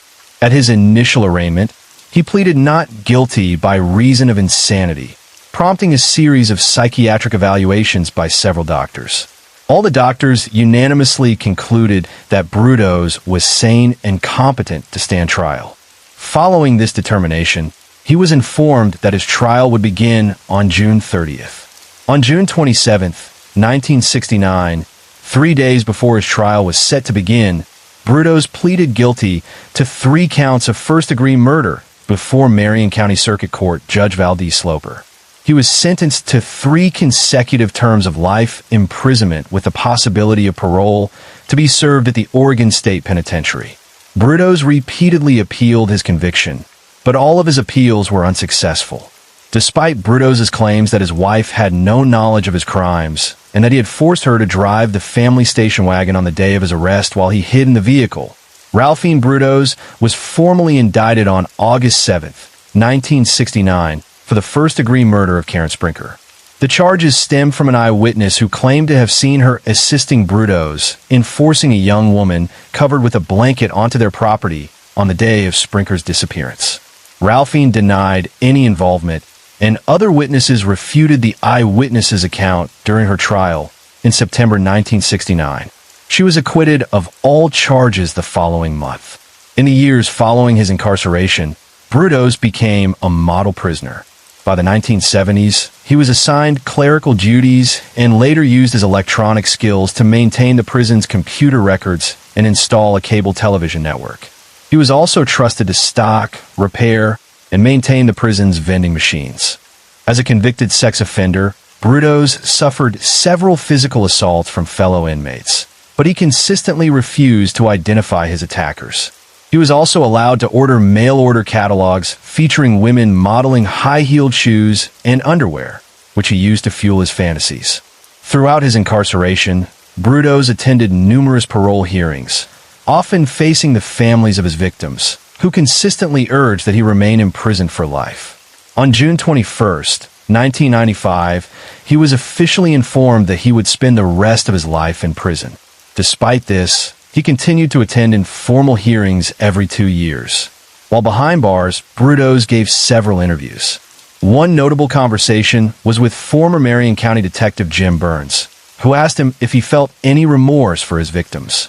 Brudos crumpled a piece of paper into a ball, tossed it on the floor, and replied, "That much.